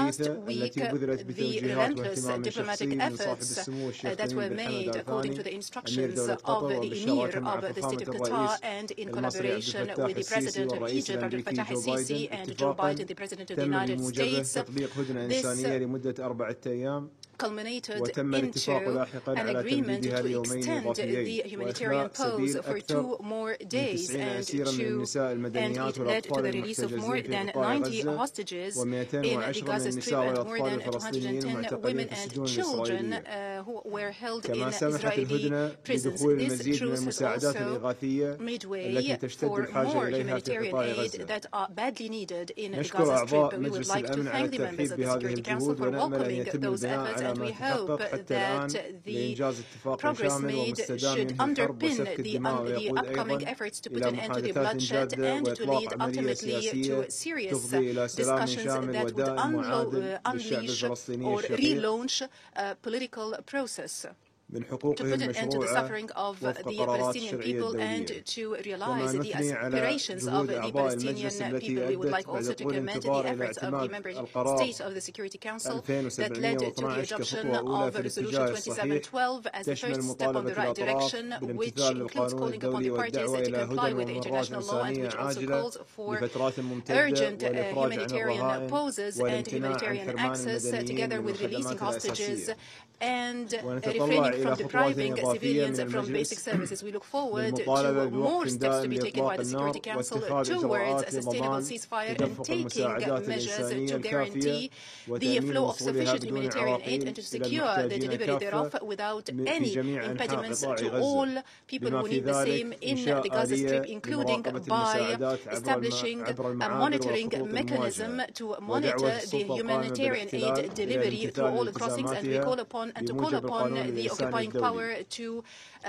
abide by its obligations according to the international law. Mr. President, we would like to see the international law applied justly, without double standards and without preferential treatment to any party whatsoever, because the double standards which are applied by the international community regarding the carnages and the crimes perpetrated by the Israeli occupation against civilians and civilian infrastructure, together with relief teams, is a stain on the conscience of humanity, and it might also compromise confidence and trust in the international multilateral system. Actually, the current violence makes it incumbent on us, especially the Security Council, not to allow for the situation to continue.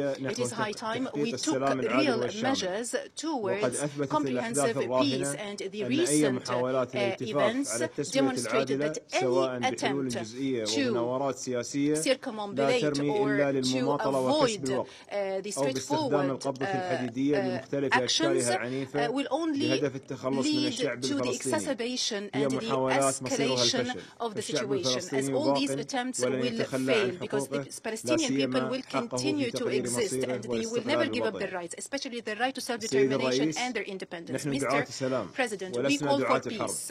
We do not call for war. So instead of launching lies against Arab states, it was better to go back to references and to the books and to ask this question: where is this peace agreement or peace plan that Israel agreed to and which Arabs refused? Because when we speak now about the day after, we have to reiterate that the Gaza Strip is part and parcel of the occupied Palestinian territory that should be governed by Palestinians, because only the Palestinian people should have the say in this regard. And we do reiterate that the region will not enjoy peace and security without internationally recognized legitimate solutions based on the two-state solution, and without the establishment of an independent Palestinian state on the borders of 1967 with Eastern Jerusalem as its capital, and without the Palestinian people attaining all their rights. Thank you. I thank His Excellency Sheikh Mohammed for his statement. I now give the floor to His Excellency Mr. Sameh Hassan Shukri Salam, Minister of Foreign Affairs of Egypt. بسم الله الرحمن الرحيم. السيد وانغ يي وزير خارجية الصين رئيس مجلس الأمن، سادة أعضاء المجلس، توجه بالشكر لجمهورية الصين الشعبية الرئيس الحالي لمجلس الأمن على جهودها الحثيثة لقيادة المجلس في هذا الظرف الدقيق ولمواقفها الداعمة في الوقف الحرب الجارية على الأرض الفلسطينية. كذلك توجه بالشكر للسكرتير العام على إحاطته القيمة. السادة الحضور، على الرغم مما تم الإشارة إليه خلال مناقشات اليوم، فإن مصر منذ بداية هذا الصراع في 7 أكتوبر قد أكدت على أعلى مستوى إدانة استهداف المدنيين من أي جانب، إدانة مطلقة غير مشروطة. ومع ذلك فقد وصل التدمير الذي يشهده قطاع غزة حدا غير مسبوق، حيث بلغ عدد الضحايا الفلسطينيين ما يزيد عن 15,000 مدني، منهم 6,000 طفل و4,000 امرأة. تم تدمير أكثر من نصف المساكن بالقطاع واستهداف المنظومة الصحية بالكامل، وبلغت أعداد النازحين حوالي ثلثي سكان القطاع. كما يتزامن كل ذلك مع استمرار حالة الحصار والتجويع وغلق المعابر الإسرائيلية وتعطيل النفاذ الإنساني. انتهاكات جسيمة وواضحة للقانون الدولي والقانون الدولي الإنساني، مأساة إنسانية بكل معاني الكلمة لا يمكن تبريرها تحت أي ذريعة. وعلى الرغم من ذلك لا زلنا نفاجأ بأن دولا نصبت نفسها مدافعة عن الشرعية الدولية وحقوق الإنسان تمتنع عن توصيف ذلك بأنه مخالفة للقانون الدولي الإنساني، وتكتفي بالمطالبة بأن يتم احترام هذا القانون رغم عدم الاكتراث بنداءاتها. لا يمكن أن ينطبق مفهوم الدفاع عن النفس على المخالفات الجسيمة للقانون الدولي الإنساني. أي دفاع عن النفس هذا الذي يسمح لقوة احتلال بقمع وتدمير حياة الشعب الذي تحتله، ووفقا لأي قوانين دولية تتم شرعنة الدفاع عن النفس في مواجهة شعب يطلب القانون الدولي الاحتلال باحترام أدبياته واحتياجاته الإنسانية. سيد الرئيس، رغم تحذيراتنا وتحذيرات دول العالم أجمع من مخاطر استهداف المدنيين في قطاع غزة، فإن النهج الإسرائيلي على مدار أكثر من 50 يوما لا يمكن تفسيره إلا بكونه سياسة متعمدة لجعل الحياة في قطاع غزة مستحيلة من خلال استهداف المنشآت المدنية والطبية والمساكن، ودفع سكان الشمال إلى النزوح جنوبا في قطاع يعاني بالأساس من كثافة سكانية عالية من حصار قاس منذ سنوات. إن سياسة التهجير القسري والنقل الجماعي التي رفضها العالم ويعتبرها انتهاكا للقانون الدولي ما زالت هدفا لإسرائيل، ليس فقط من خلال التصريحات والدعوات التي صدرت عن مسؤولين إسرائيليين، وإنما من خلال خلق واقع مرير على الأرض يستهدف طرد سكان غزة الفلسطينيين من أرضهم وتصفية قضيتهم من خلال عزل الشعب عن أرضه والاستحواذ عليها. ويحدث ذلك دون أن ينهض المجتمع الدولي للحيلولة دونه، كما تقاعس في السابق مرارا وتكرارا عن مواجهة الضم والهدم والاستيطان والقتل خارج القانون وممارسات غير شرعية سكت عنها المجتمع الدولي فتم تكريسها وتمادت وأمعنت فيها دولة الاحتلال. سيد الرئيس، لا يخفي عليكم إن ما يحدث بغزة أمام أعين العالم يقابله في الضفة الغربية سياسة شبيهة طاردة لسكانها من أبناء الشعب الفلسطيني، سواء من خلال إطلاق العنان للعنف المستوطنين أو من خلال عمليات الهدم والطرد والاقتحامات العسكرية لمدن الضفة، فضلا عن التهام الأرض من خلال عمليات استيطانية ممنهجة تكرس الاحتلال غير الشرعي. وتؤكد مصر مجددا أمام مجلسكم الموقر رفضها الكامل لأي نوايا أو خطط أو محاولات تستهدف تصفية القضية الفلسطينية من خلال نقل الشعب الفلسطيني من أرضه المحتلة منذ عام 67، وتحذر من تأثير هذا التوجه على السلم في المنطقة بأسرها، وتدعو المجتمع الدولي للوقف بقوة أمام جميع الممارسات التي قد تؤدي إلى ذلك. سيد الرئيس، اليوم الحالي أو اليوم التالي جدل يتزايد الحديث فيه رغم أن الإجابة واضحة استنادا للمنطق السليم وللشرعية الدولية، وهي ضرورة وقف تلك الحرب اللعينة وحفظ الأرواح وحماية المدنيين من ولايتها قبل أن نفكر في ملامح اليوم التالي. تعمل مصر حاليا على تفعيل قرار مجلس الأمن بشأن الهدن الإنسانية، ونجحت بالتعاون مع الشقيقة قطر ومع الولايات المتحدة في تفعيل صفقة تبادل سجناء ورهائن تتضمن أيضا نفاذا لمساعدات لغزة جنوبا وشمالا، وستستمر مصر في جهودها لإطالة زمن الهدنة والعمل على التوصل لوقف لإطلاق النار ووقف الحرب والدمار، وندعو مجلس الأمن لدعم تلك الجهود ولدعم جهود محاسبة المسؤولين عن الجرائم التي ارتكبت بحق المدنيين أيا كانوا. لقد طلبت مصر منذ اليوم الأول بضرورة إطلاق سراح الرهائن المدنيين وإدانة أي تعرض للأبرياء، لكننا نتساءل عن موقف المجتمع الدولي ومجلسكم الموقر إزاء السجناء الفلسطينيين من أطفال ونساء الذين عانوا سنوات الحبس في ظروف قاسية دون توجيه اتهامات أو الخضوع لمحاكمة. أليس هؤلاء أيضا رهائن لدى دولة الاحتلال؟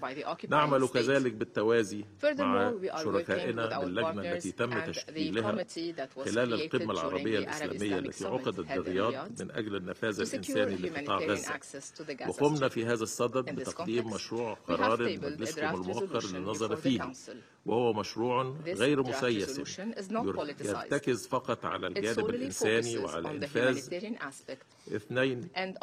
إنقاذ 2.5 مليون بريء هم أهل غزة، وندعوكم للتعاطي معه بالإيجابية والمسؤولية التي ترتقي للمأساة الإنسانية غير المسبوقة، ومما يؤدي إلى زيادة ملموسة لحجم المساعدات الإنسانية للمدنيين الفلسطينيين في قطاع غزة.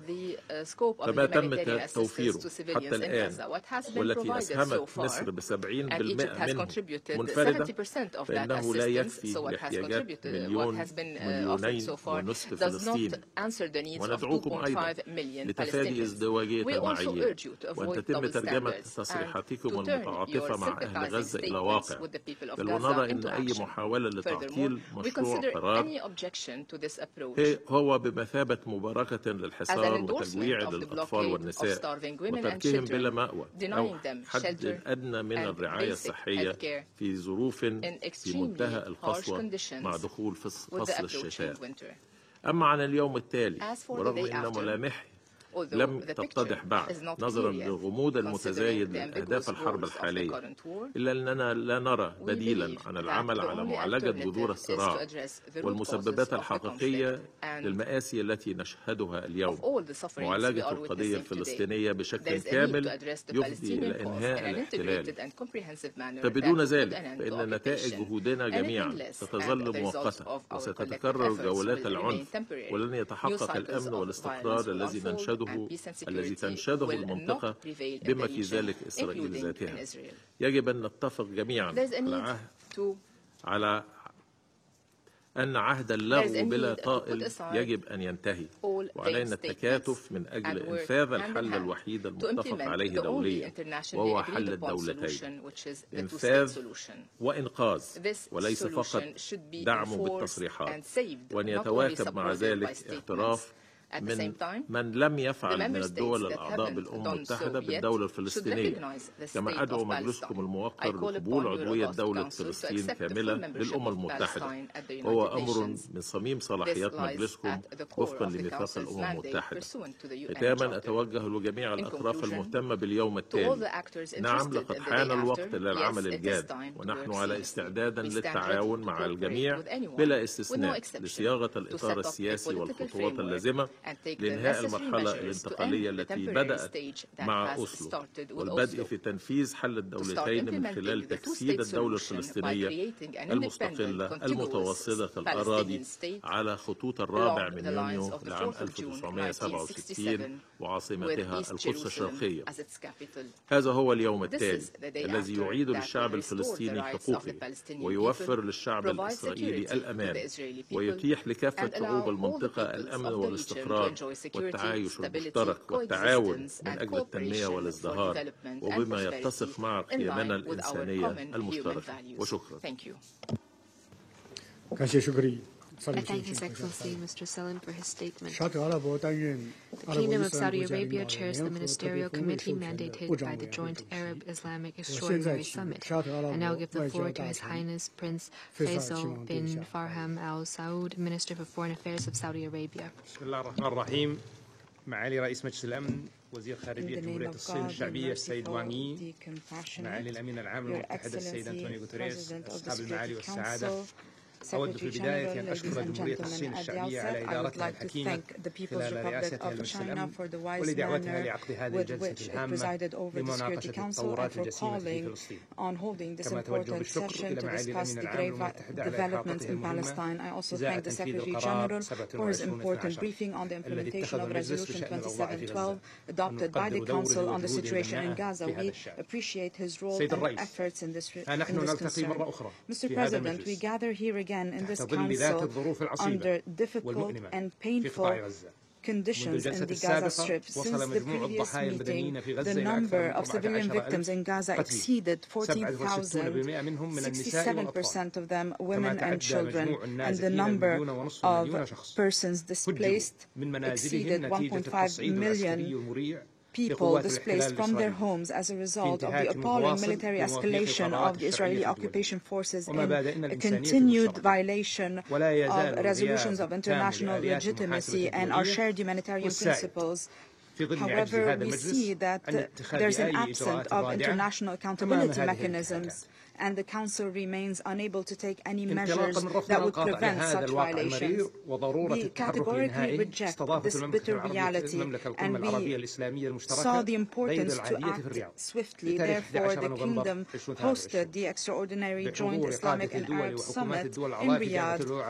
It was with the attendance of heads of state and government of member states in the League of Arab States and the Organization of Islamic Cooperation. The summit issued resolutions that reflect the will of Arab and Islamic peoples to stem the bloodshed, to deliver assistance, to put an end to violations, to overcome this unjustified suffering in Palestine, to stand with the Palestinian people to achieve their legitimate demands, to take back their occupied territory and establish an independent state. And we call on the international community to shoulder this responsibility without any delay. Our message, Mr. President, is clear and unified. An immediate and permanent ceasefire that would pave the way for a serious peace process that is credible. And we call on countries that hope for peace and justice and that seek to maintain the legitimacy and strength of the international system, an international system which credibility was shaken following a slow response regarding this humanitarian crisis. We call on these countries to join us. Mr. President, we welcome the humanitarian truth. We value the efforts of Qatar, Egypt, and the United States in this regard. This truth is a first step. However, it's not sufficient, especially given the continued restrictions on the number of aid trucks entering Gaza. We need to deliver assistance in a continuous, sustainable, and sufficient manner without unjustified restrictions or additional complications, because the situation of civilians can no longer bear any delay in accessing this urgent assistance. We also need to implement Security Council Resolution 2712 completely. We need to build on it so that we can reach a comprehensive and immediate ceasefire. This truce does not spare Israel its responsibility under international law and international humanitarian law. Weak pretenses regarding self-defense are unacceptable given the humanitarian tragedy that is unfolding in Gaza today. The continued military escalation following this truce would be a shameful matter. Mr. President, we heard that providing assistance will not help us reach a solution. What will help us reach a solution? According to Israel, more bloodshed, more death. Israel needs to respond to the peace endeavors that have lasted for decades. The Kingdom of Saudi Arabia presented an Arab peace plan. In 1982, we also had the Arab Peace Initiative in Beirut in 2002. It was supported by the OIC, and the PLO recognized the state of Israel in 1993. Where is the Israeli peace plan? Where is the Israeli recognition of the state of Palestine? We are peace-loving nations, and peace has always been our strategic choice. But we also want it to be the choice of Israel as well. It is high time for an international recognition وأن تنال العضوية الكاملة في الأمم المتحدة، ونجدد دعوتنا لمؤتمر دول السلام برعاية الأمم المتحدة تنطلق من خلاله عملية سلام جادة وذات مصداقية تكفل تنفيذ حل الدولتين على أساس قرارات الشرعية الدولية. I thank His Highness Prince Faisal for his statement. And I will give the floor to His Excellency Mr. Ayman Safadi, Deputy Prime Minister and Minister for Foreign Affairs and Expatriates of Jordan. بسم الله الرحمن الرحيم. سيد الرئيس، معالي الأمين العام، الزملاء الأعزاء، 33 يوما مضت منذ جئتكم وزملاء آخرون نطلبكم قرارا يفرض وقف العدوان الإسرائيلي على الشعب الفلسطيني في قطاع غزة المحتل. لم يصدر القرار ولم يتوقف العدوان. استجرس أكثر وزاد همجية ودموية ووحشية. اعتبرت إسرائيل صرف المجلس على عدوانها تغطية لجرائمها. فسرقت حياة 3750 طفلا فلسطينيا آخر منذ اجتماعنا في 25 من الشهر الماضي، ليصل عدد الأطفال الذين ارتقوا نتيجة عدوانها إلى 6150 من دون إحصاء من يزال منهم مدفونا تحت الأنقاض، ومن دون عد 61 طفلا ارتقوا منذ بدء العدوان في الضفة الغربية، آخرهم آدم سامر الغول 8 أعوام وباسل سليمان أبو الوفا 15 عام قتلهما الاحتلال أمس. بعض هؤلاء الأطفال قتله فسفور الاحتلال الأبيض، بعضهم قتله مرض منعت إسرائيل وصول دوائه، وآخرون ارتقوا في ركام بيوت دمرتها قنابل إسرائيل الدقيقة. دمهم نور، دمهم حق. هذه هي العدوانية الإسرائيلية الانتقامية الفجة التي ما يزال بعض يبررها دفاعا عن النفس في تجاوز آخر للقانون الدولي الذي ينص حاسما أن لا حق لمحتل بالدفاع عن النفس. هذه هي الانتقامية التي قتلت 15,000 فلسطينيا من أهل غزة، والتي لم تسمح منذ 21 من الشهر الماضي بدخول إلا حوالي 4757 شاحنة مساعدات، أي ما لا يكاد يغطي حاجة 3 أيام ونصف خلال 38 يوما حسب تقديرات الأونروا التي قالت إن قطاع غزة المحاصر يحتاج 800 شاحنة من المساعدات يوميا. تغذي هذه المجزرة غرائز عنصريين إسرائيليين اعتادوا نكران إنسانية الفلسطينيين، وجعلوا منابرهم الوزارية والبرلمانية منصات كراهية تنطلق منها سياسات قتل الفلسطينيين وتشريدهم وتهجيرهم وتجويعهم وانتهاك حرمة مقدساتهم واستباحة حقهم في الحياة وحقهم في الكرامة وحقهم في الحرية. من يريد حماية شعبه لا يسرق حياة شعب آخر ويسلح المستوطنين ويحمي إرهابهم. من يريد أمن شعبه لا يستعمر أرض شعب آخر ويسجن أطفاله من دون محاكمة وبلا رحمة. الاحتلال الإسرائيلي للأرض الفلسطينية هو سبب الصراع وهو أساس الشر. زواله هو سبيل الأمن وطريق السلام للفلسطينيين وللإسرائيليين ولكل شعوب المنطقة. يكذب من يقول لكم إن الصراع ديني. يحاول عبثا أن يزور التاريخ وأن يزور الراهن الذي تتحدى بشاعته التي يفاقمها الاحتلال بدم الأبرياء ومعاناتهم إنسانيتنا المشتركة. هناك صراع لأن هناك احتلالا غاشما وظلما سافرا سرق ماضي شعب كامل ويدمر حاضره ويحاصر مستقبله في ضيق قمعه وكراهيته. زملاء الأعزاء، التنمر أداة منعدم الحجة وفاقد المنطق وهشيش الطرح لا تدعنوا لتنمر من اعتمد البطش منهجا فيهاجم أمين عام الأمم المتحدة مرة واليونسف وهيئة الأمم المتحدة للمرأة مرة أخرى وكل من يقول لا للقتل ولا للتجويع ولا للحصار ولا لخرق القانون الدولي. نحن العرب قدمنا طرحا كاملا لسلام كامل ينعم في ظله الفلسطينيون والإسرائيليون بالأمن. مبادرتنا العربية تعود للعام 2002. ماذا قدمت إسرائيل التي رفضت مبادرتنا لتحقيق السلام لتجلب السلام لشعبها وللفلسطينيين؟ ماذا فعلت غير تكريس الاحتلال؟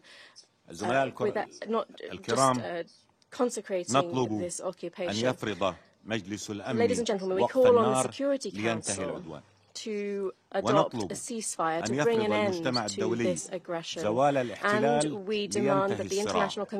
كلكم تدعمون حل الدولتين الذي يعني تعريفا انتهاء الاحتلال. عملية سلمية جديدة تمتلك إسرائيل قدرة جعلها مفاوضات عبثية لن تنتج هذا الحل. ثمة سبيل واحد للسلام الذي ننشده جميعا، وهو أن يعتمد مجلس الأمن قرارا ملزما يعترف بالدولة الفلسطينية المستقلة وعاصمتها القدس المحتلة بحدود 4 حزيران 1967 ويفرض أيضا إطلاق خطوات محددة الزمن لتنفيذه ويمنع الخطوات الإسرائيلية الأحادية اللاشرعية التي تكرس الاحتلال وتقتل فرص السلام وتقتل الإيمان استجابة إسرائيل لهذا القرار تحقق السلام والأمن للإسرائيليين وللفلسطينيين وتضع المنطقة على طريق مستقبل لا خوف فيه ولا قهر ولا كره. رفضها يعني إصرارها على أن يظل الصراع مصير منطقتها ويجب أن يضعها بمواجهة فعل دولي لاجم يحاصر غطرستها ويعاقب تعنتها ويجعل كلفة احتلالها عالية حد استحالة استمراره. غير ذلك سيبقى الصراع وستتفجر بعد الحرب على غزة حروب. فللحرية باب في كل زمان وفي كل مكان. أحبطت إسرائيل جهود تحقيق السلام على مدى 30 عام الماضية فحالت دون المنطقة وحقها بالأمن والاستقرار. لا تسمح لها أن تغرق المنطقة في دوامات دم وصراع ل30 سنة أخرى. الزملاء الأعزاء، إرادة الحياة أقوى من حرازية القتل. فطرة الحرية أصلب من نزعة البطش. ما أن أتاحت الهدنة للفلسطينيين مساحة تنفس حتى سار غزيون شمالا نحو حواريهم المدفونة بركام بيوتهم. ما أن توقفت قنابل إسرائيل عن تدمير غزة حتى خرج أطفالها إلى شوارعها يلعبون ويحلمون. ما أن دفن وائل الدحدوح زوجته وابنته وابنه وحفيدته الرضيعة حتى امتشق ميكروفونه يحكي صمود الشعب الفلسطيني الذي يريد العدالة، ينشد الحرية، يطلب الحق ويستحق الحياة. And then have called for the freedom of people. Those who want to call for justice should also be calling for freedom and for the right to life. Today is the International Day of Solidarity with the Palestinian people. Let us retain this true solidarity to bring an end to this carnage in Gaza and the West Bank. The international community must reaffirm to Palestine that we are on the side of freedom and self-determination. And the international community is against the occupation. Ladies and gentlemen, occupation and peace must not coexist. Occupation and security do not exist. They cannot coexist. We call for lasting, long-term peace. Peace is the only viable path. We must bring an end to the occupation and establish a Palestinian sovereign, independent state with Jerusalem as its capital and a long along the 1967 borders to live side by side in peace and security with Israel. This peace is the right of all peoples in the region. It is the right of Palestinians and Israelis. The path is clear, and it is an international responsibility to uphold it. I call on you to oppose all of those who do not wish to achieve this peace. Thank you very much.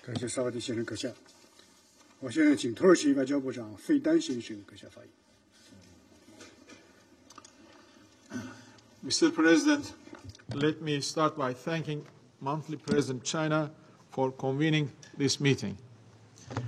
We meet on the International Day of Solidarity with the Palestinian people to talk about yet another catastrophe that this noble and resilient nation endures. Almost all speakers before me addressed the gravity of the human tragedy in Gaza. Israel's brutal attacks on Gaza and its population constitute war crimes. We urge all civilized nations to disassociate themselves from those crimes.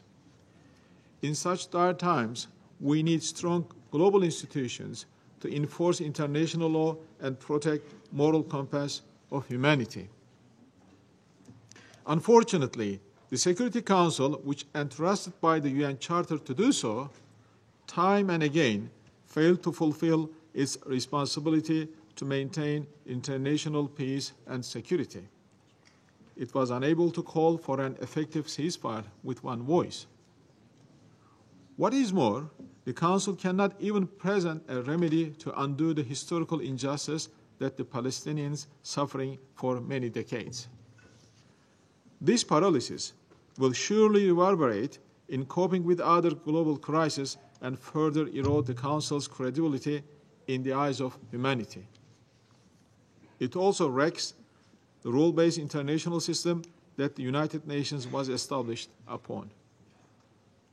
Without international law, principles, and a moral compass, we are all in uncharted waters. If we do not fix this problem soon, we will all be haunted yet again by aggravated radicalism of all sorts, which will be feeding on impunity and injustice. Millions of people all around the world are rallying for solidarity with Palestine. The outrage and frustration of those masses in the face of Israel's atrocities run the risks of social upheavals in many countries. Their expectation from the Security Council is clear: ensure a ceasefire leading to cessation of hostilities and enable unhindered humanitarian assistance into Gaza. The extension of the humanitarian pause in Gaza, as well as exchange of hostages and detainees to that effect, are glimpses of hope. We are also following some scenarios about the day after with grave concerns. Those deliberations give further ammunition to Israel to uproot millions of Gazans from their homeland and to impose upon them an oppressive regime. Therefore, we should translate this dark episode into an opportunity to address the root cause of the conflict. Otherwise, the symptoms that we see today will be more catastrophic tomorrow. 11 years ago today, we have voted at the UN General Assembly to endorse the non-member observer states of Palestine. Once we allow the Palestinians to have their own functioning state with all rights, privileges, and capabilities of statehood, most of the challenges we face today would disappear. This time, we must all roll up sleeves and finish the work with a peace process based on two-state solution, which guarantees the ultimate safety of Israel and Palestine. Israel and Palestine should be able to live side by side in peace and security along pre-1967 borders with East Jerusalem as the capital of the state of Palestine. We also have to make sure that such a settlement will be implemented, unlike past experiences.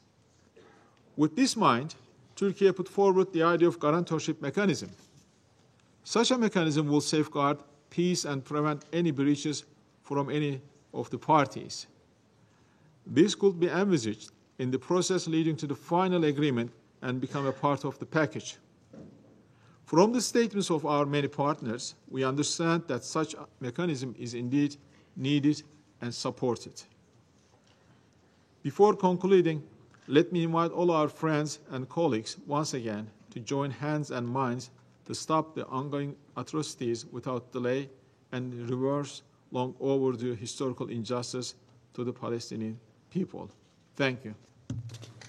I thank His Excellency Mr. Fidan for his statement. I now give the floor to Her Excellency Ms. Retno Marsudi, Minister of Foreign Affairs of Indonesia. Mr. President, I'm back attending the UNSC meeting because I want to be on the right side of the history to defend justice and humanity for the Palestinians.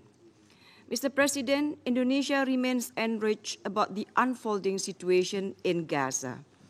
Indonesia is also increasingly very concerned with the evolving situation in the West Bank, with the increasing number of attacks to the Palestinians, including refugee camps. While as part of the humanitarian pause, prisoners are being released, on the other hand, almost the same number of new prisoners are being arbitrarily detained in the West Bank. When can this atrocity be stopped? What is to be fate of Gaza, West Bank, and Palestine? Will they have their future? Mr. President, I want to repeat what I have said last month in this room, that the UNSC has a big responsibility to maintain peace and security. For sure, I welcome the UNSC Resolution 2712, and I also welcome the extended humanitarian pause and the release of hostages and prisoners. Out of this small glimpse of peace, we could see hope. Families are reunited and it's reaching those in desperate need. But is it enough? No, it is not sufficient. Humanitarian pause is too narrow and too fragile and will not be able to create a better situation in Gaza. PM Netanyahu mentioned that he will start again full military operation when the humanitarian pause ends. I cannot understand his statement. And I further cannot understand if the Security Council let this continued threat against humanity to happen. The Council must act to preserve trust in the multilateral system. The Council must ensure that the hostilities do not return with vengeance and work together to move beyond a humanitarian pause into a durable ceasefire. Because another day without fighting is a day worth fighting for. A further action is needed to really give a significant impact in Gaza, West Bank, and Palestine. This action should contain, first, to deliver unhindered humanitarian assistance in a swift, adequate, safe, well-monitored, and sustained manner throughout Gaza.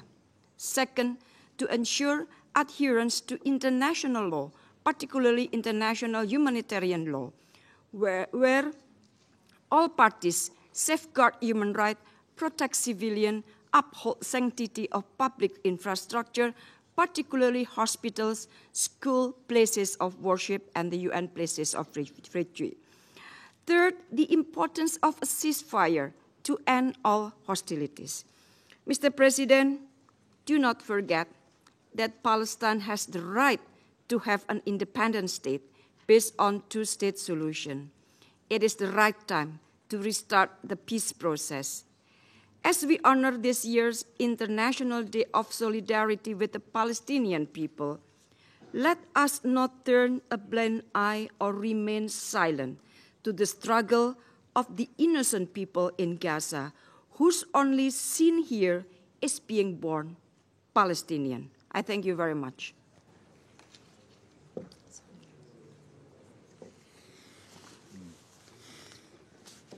I thank Her Excellency Ms. Marsudi for her statement. I now give the floor to Her Excellency Ms. Tanja Fajon, Deputy Prime Minister, Minister of Foreign Affairs and European Affairs of Slovenia. Thank you very much, Mr. President, dear Minister. Thank you for organizing this ministerial level briefing.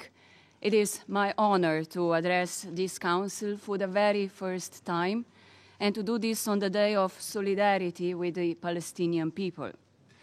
Over the weekend, I concluded my trip in the Middle East. Together with my Portuguese colleague, we held numerous meetings in Israel, Palestine, Jordan, and Egypt. As emotions are running high on this topic, it is of utter importance to make way for diplomacy leading to a political solution. The United Nations and the Security Council should play a key role in this regard. First, a permanent ceasefire is urgent. People in Gaza are experiencing unspeakable horrors. I'm deeply disturbed by the blockade of Gaza and the lack of most basic items. In relation to yesterday's statement by the World Health Organization, I am particularly concerned over the health situation on the ground.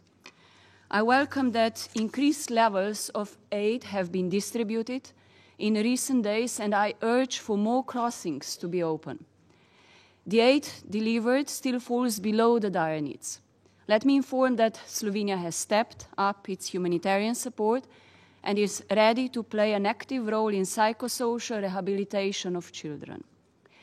I am appalled by reports of attacks on civilians and on schools, hospitals, UN facilities, and other civilian objects.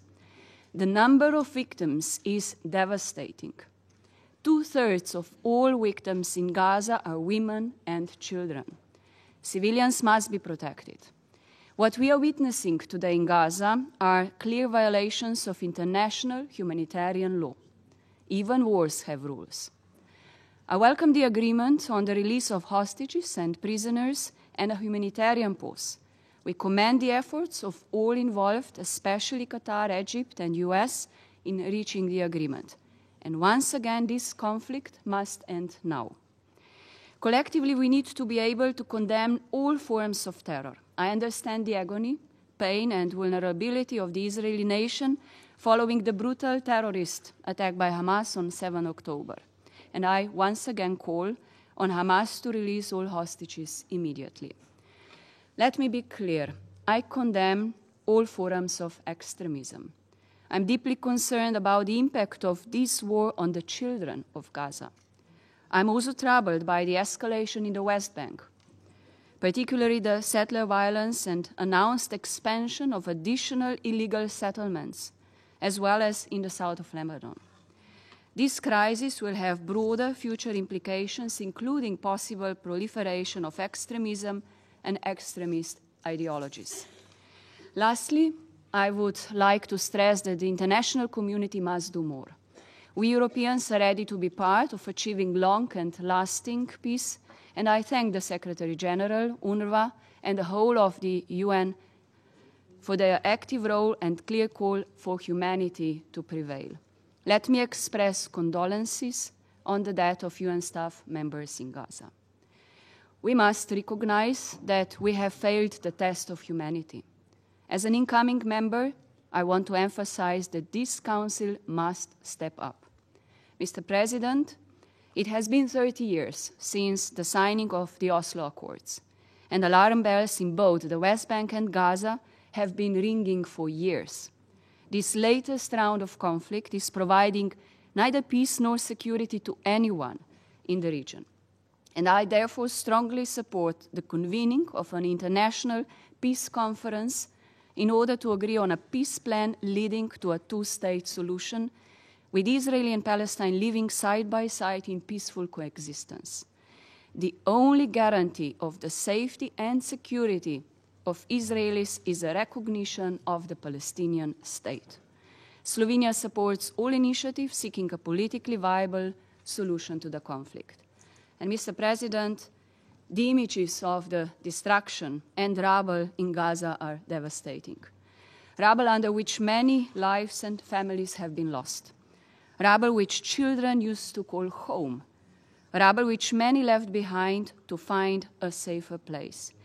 UNICEF recently posted a photo of 8-year-old Mohammed, sitting on the rubble of his family home asking for a ceasefire. And if only one of my messages stays with you today, it should be me joining in his call for a ceasefire. Thank you. I thank Her Excellency Ms. Fayo for her statement. I now give the floor to His Excellency Mr. Zambry, Minister for Foreign Affairs of Malaysia. Mr. President, Malaysia records its appreciation to China as President of the Security Council for convening this important debate. I'm here bringing with me the message from peace-loving Malaysians under the leadership of Prime Minister Anwar Ibrahim, who have been deeply concerned and enormously distressed by the October 7 attack against civilians and the following vengeful and brutal slaughter of innocent life in Gaza. The heart-wrenching images of children killed, maimed, and shell-shocked in the aftermath of Israeli indiscriminate shelling of their homes, schools, and hospitals have shaken our human sensibilities to the core. Mr. President, Malaysia welcomes the adoptions of Resolutions 2712 of the Security Council.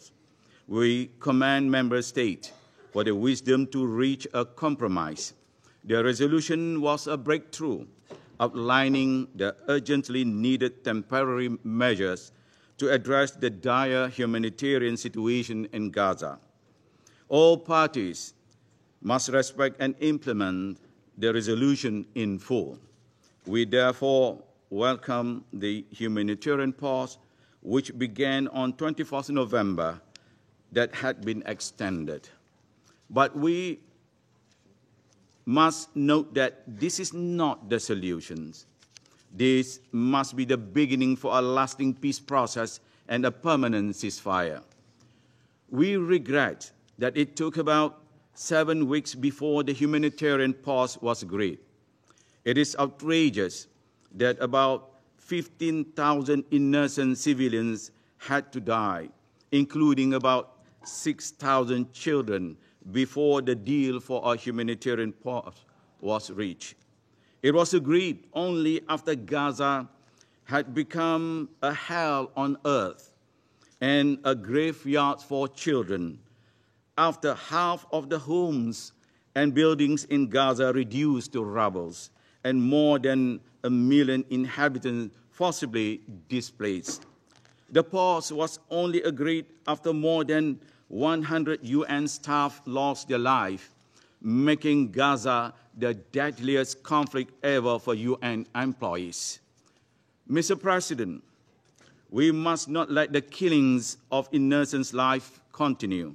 No more children must die, be maimed, or orphaned. We must stop the war. Never allow anyone's hand be stained with the blood of the innocents, complicitly and directly. Malaysia calls on the Security Council to heed the resounding cry of concerned citizens of the world who have been demanding a ceasefire. It is also the unequivocal cause repeatedly made by the majority of the UN member states, UN agencies, and the Secretary General. Our focus must be to relieve the dire humanitarian situation in Gaza, unhindered humanitarian access, and the supply of humanitarian aid, including life-saving essentials such as water, food, medicine, and fuel, up to scale throughout Gaza, must be guaranteed. Malaysia rejects the forced displacement of Palestinians, which is a clear violation of international law.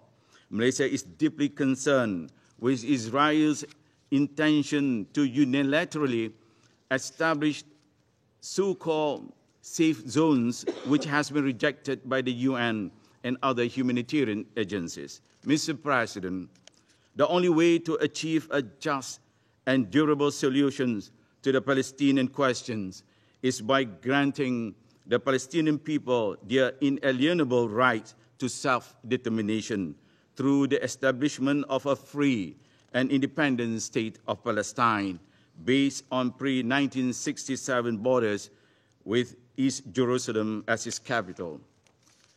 The Security Council must deliver on its responsibility and start taking all necessary steps to make the two-state solutions a reality. It is the solution that enjoys the overwhelming support of the international community and endorsed by numerous UN resolutions. The cycle of violence that has long been inflicted upon generations of Palestinians must end. They must emerge from the present darkness into a better, brighter future. Too much time has been wasted and too many innocent lives have been lost. The whole world is looking and counting on the UN, especially the Security Council. This body has failed for Palestinians too many times and for far too long. It is time to deliver. It is time to rectify these historical misadventures of the great powers that caused one of the bloodiest and unending killings of the innocent life since more than 7 decades in modern history. This is the clear message, not only from my fellow Malaysians, but from all peace-loving citizens of the world. Thank you, Mr. Chairman. I thank His Excellency Mr. Zampi for his statement. I now give the floor to His Excellency Mr. Ahmed Abu Gheit, Secretary General of the League of Arab States. شكرا سيادة الرئيس. Thank you, Mr. President. اسمحوا لي أن أحصر حديثي اليوم في 4 نقاط رئيسية. أولاً أن كل يوم يمر مع استمرار العدوان الإسرائيلي على غزة يبعدنا عن سلام مستدام في المستقبل. هذا القتل والتدمير بالجملة من ناحية، والعقاب الجماعي الذي يمارسه الاحتلال الإسرائيلي من ناحية أخرى يزرع الكراهية والغضب في فلسطين والمنطقة لسنوات قادمة، ويترك جراحا مفتوحة لن تندمل بسهولة. يجب أن نتأكد أن هناك كراهية متصاعدة من كافة الفئات في مجتمعاتنا العربية والإسلامية لما يشاهدونه من عمليات قتل مستمرة وبعنف بالغ. وبالتالي فإن الساعين من أجل السلام عليهم إدراك الخطورة الكبيرة التي ينطوي عليها استمرار حرب مفتوحة تدار بهذا الشكل. ثمن هذه المذبحة المستمرة لا يدفعه فقط المدنيون الفلسطينيون والأطفال والنساء الذين يفقدون حياتهم who have lost their lives or who have lost their loved ones. This cost will be borne by us all in the future. Therefore, it is necessary to work on ending this war immediately, to turn this humanitarian truce into an immediate, permanent truce and a complete ceasefire. We need to restore peace. We need to assist people in Gaza so that they can take back a modicum of a normal life. This is the responsibility of the Council, primarily, not just towards millions of civilians in Gaza, but also this is your responsibility to achieve a future of peace and stability in the region. Addressing the humanitarian catastrophe caused by the Israeli war machine, and we are seeing how appalling these acts have been. with every passing day. This is an urgent international responsibility. We have seen people in Gaza trying to go back to their homes, the homes that were destroyed in the north of the Gaza Strip.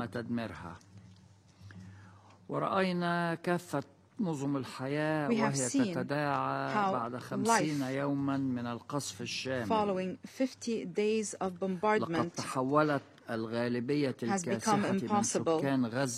The majority of the residents of Gaza became displaced inside their own country. They have no shelter.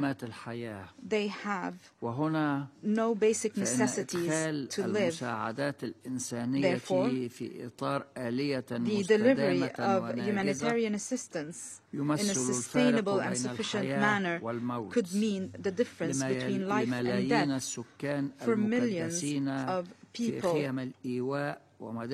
in tents and in the schools of UNRWA in the south. Many are ignoring the fact that the assistance that is entering Gaza today is only the bare minimum required to meet the needs of its residents. This means a death sentence for hundreds of thousands of people. This means starvation and the outbreak of diseases. Therefore, it is your responsibility as a Security Council, and we look forward to a swift resolution that would pave the way for the delivery of assistance and basic items necessary for the survival of the residents of Gaza, whether food, medicine, clothing, fuel, through a swift mechanism that can keep up with the horrendous humanitarian catastrophe, and that would present the scenario of death by starvation or by disease instead of death by bombardment. It is true that ending the Israeli aggression is our priority, as identified by the Islamic Arab Summit. However, we also know how important it is to look towards the future, and we call on your August Council to also look towards the political horizon of this painful situation. No matter how painful, how shameful the present is, however, the future must mean only one thing: the need for the establishment of an independent Palestinian state along the lines of June 4th, 1967, with East Jerusalem as its capital. However, thinking about the future of the Gaza Strip without thinking about the Palestinian state, or thinking about the displacement of Palestinians or any other so-called security solutions, these solutions have proven to be a failure time and again.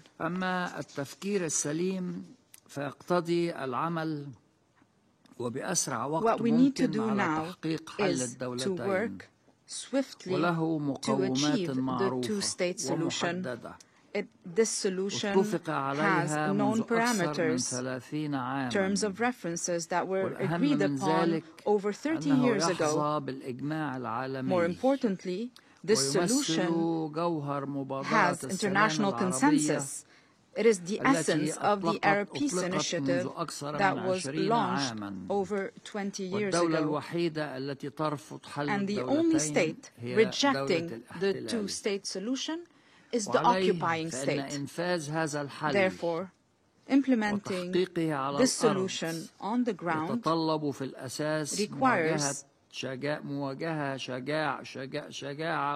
showing courage and decisiveness with the occupation to remove any illusions concerning retaining the territory. All the territory while still achieving security. This is apartheid. This means no rights to the Palestinian people. This means no political horizon for the Palestinians to look forward to. And we reject that. The entire world rejects that.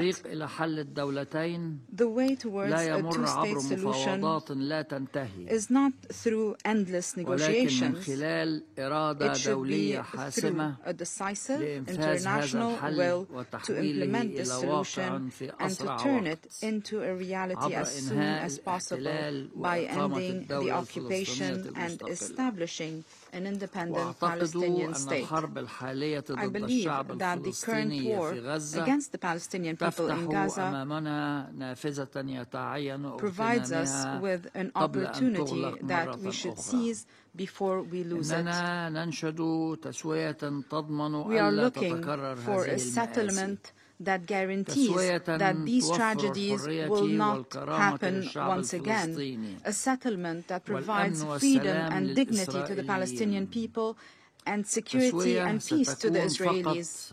A settlement that will only be possible if there is international will to turn it into a reality on the ground through an international conference that draws a specific path that is time-bound as soon as possible to end the last colonial military occupation on earth, to establish a Palestinian state and to peacefully separate between two people with security guarantees from the international community to make sure that this settlement is sustainable.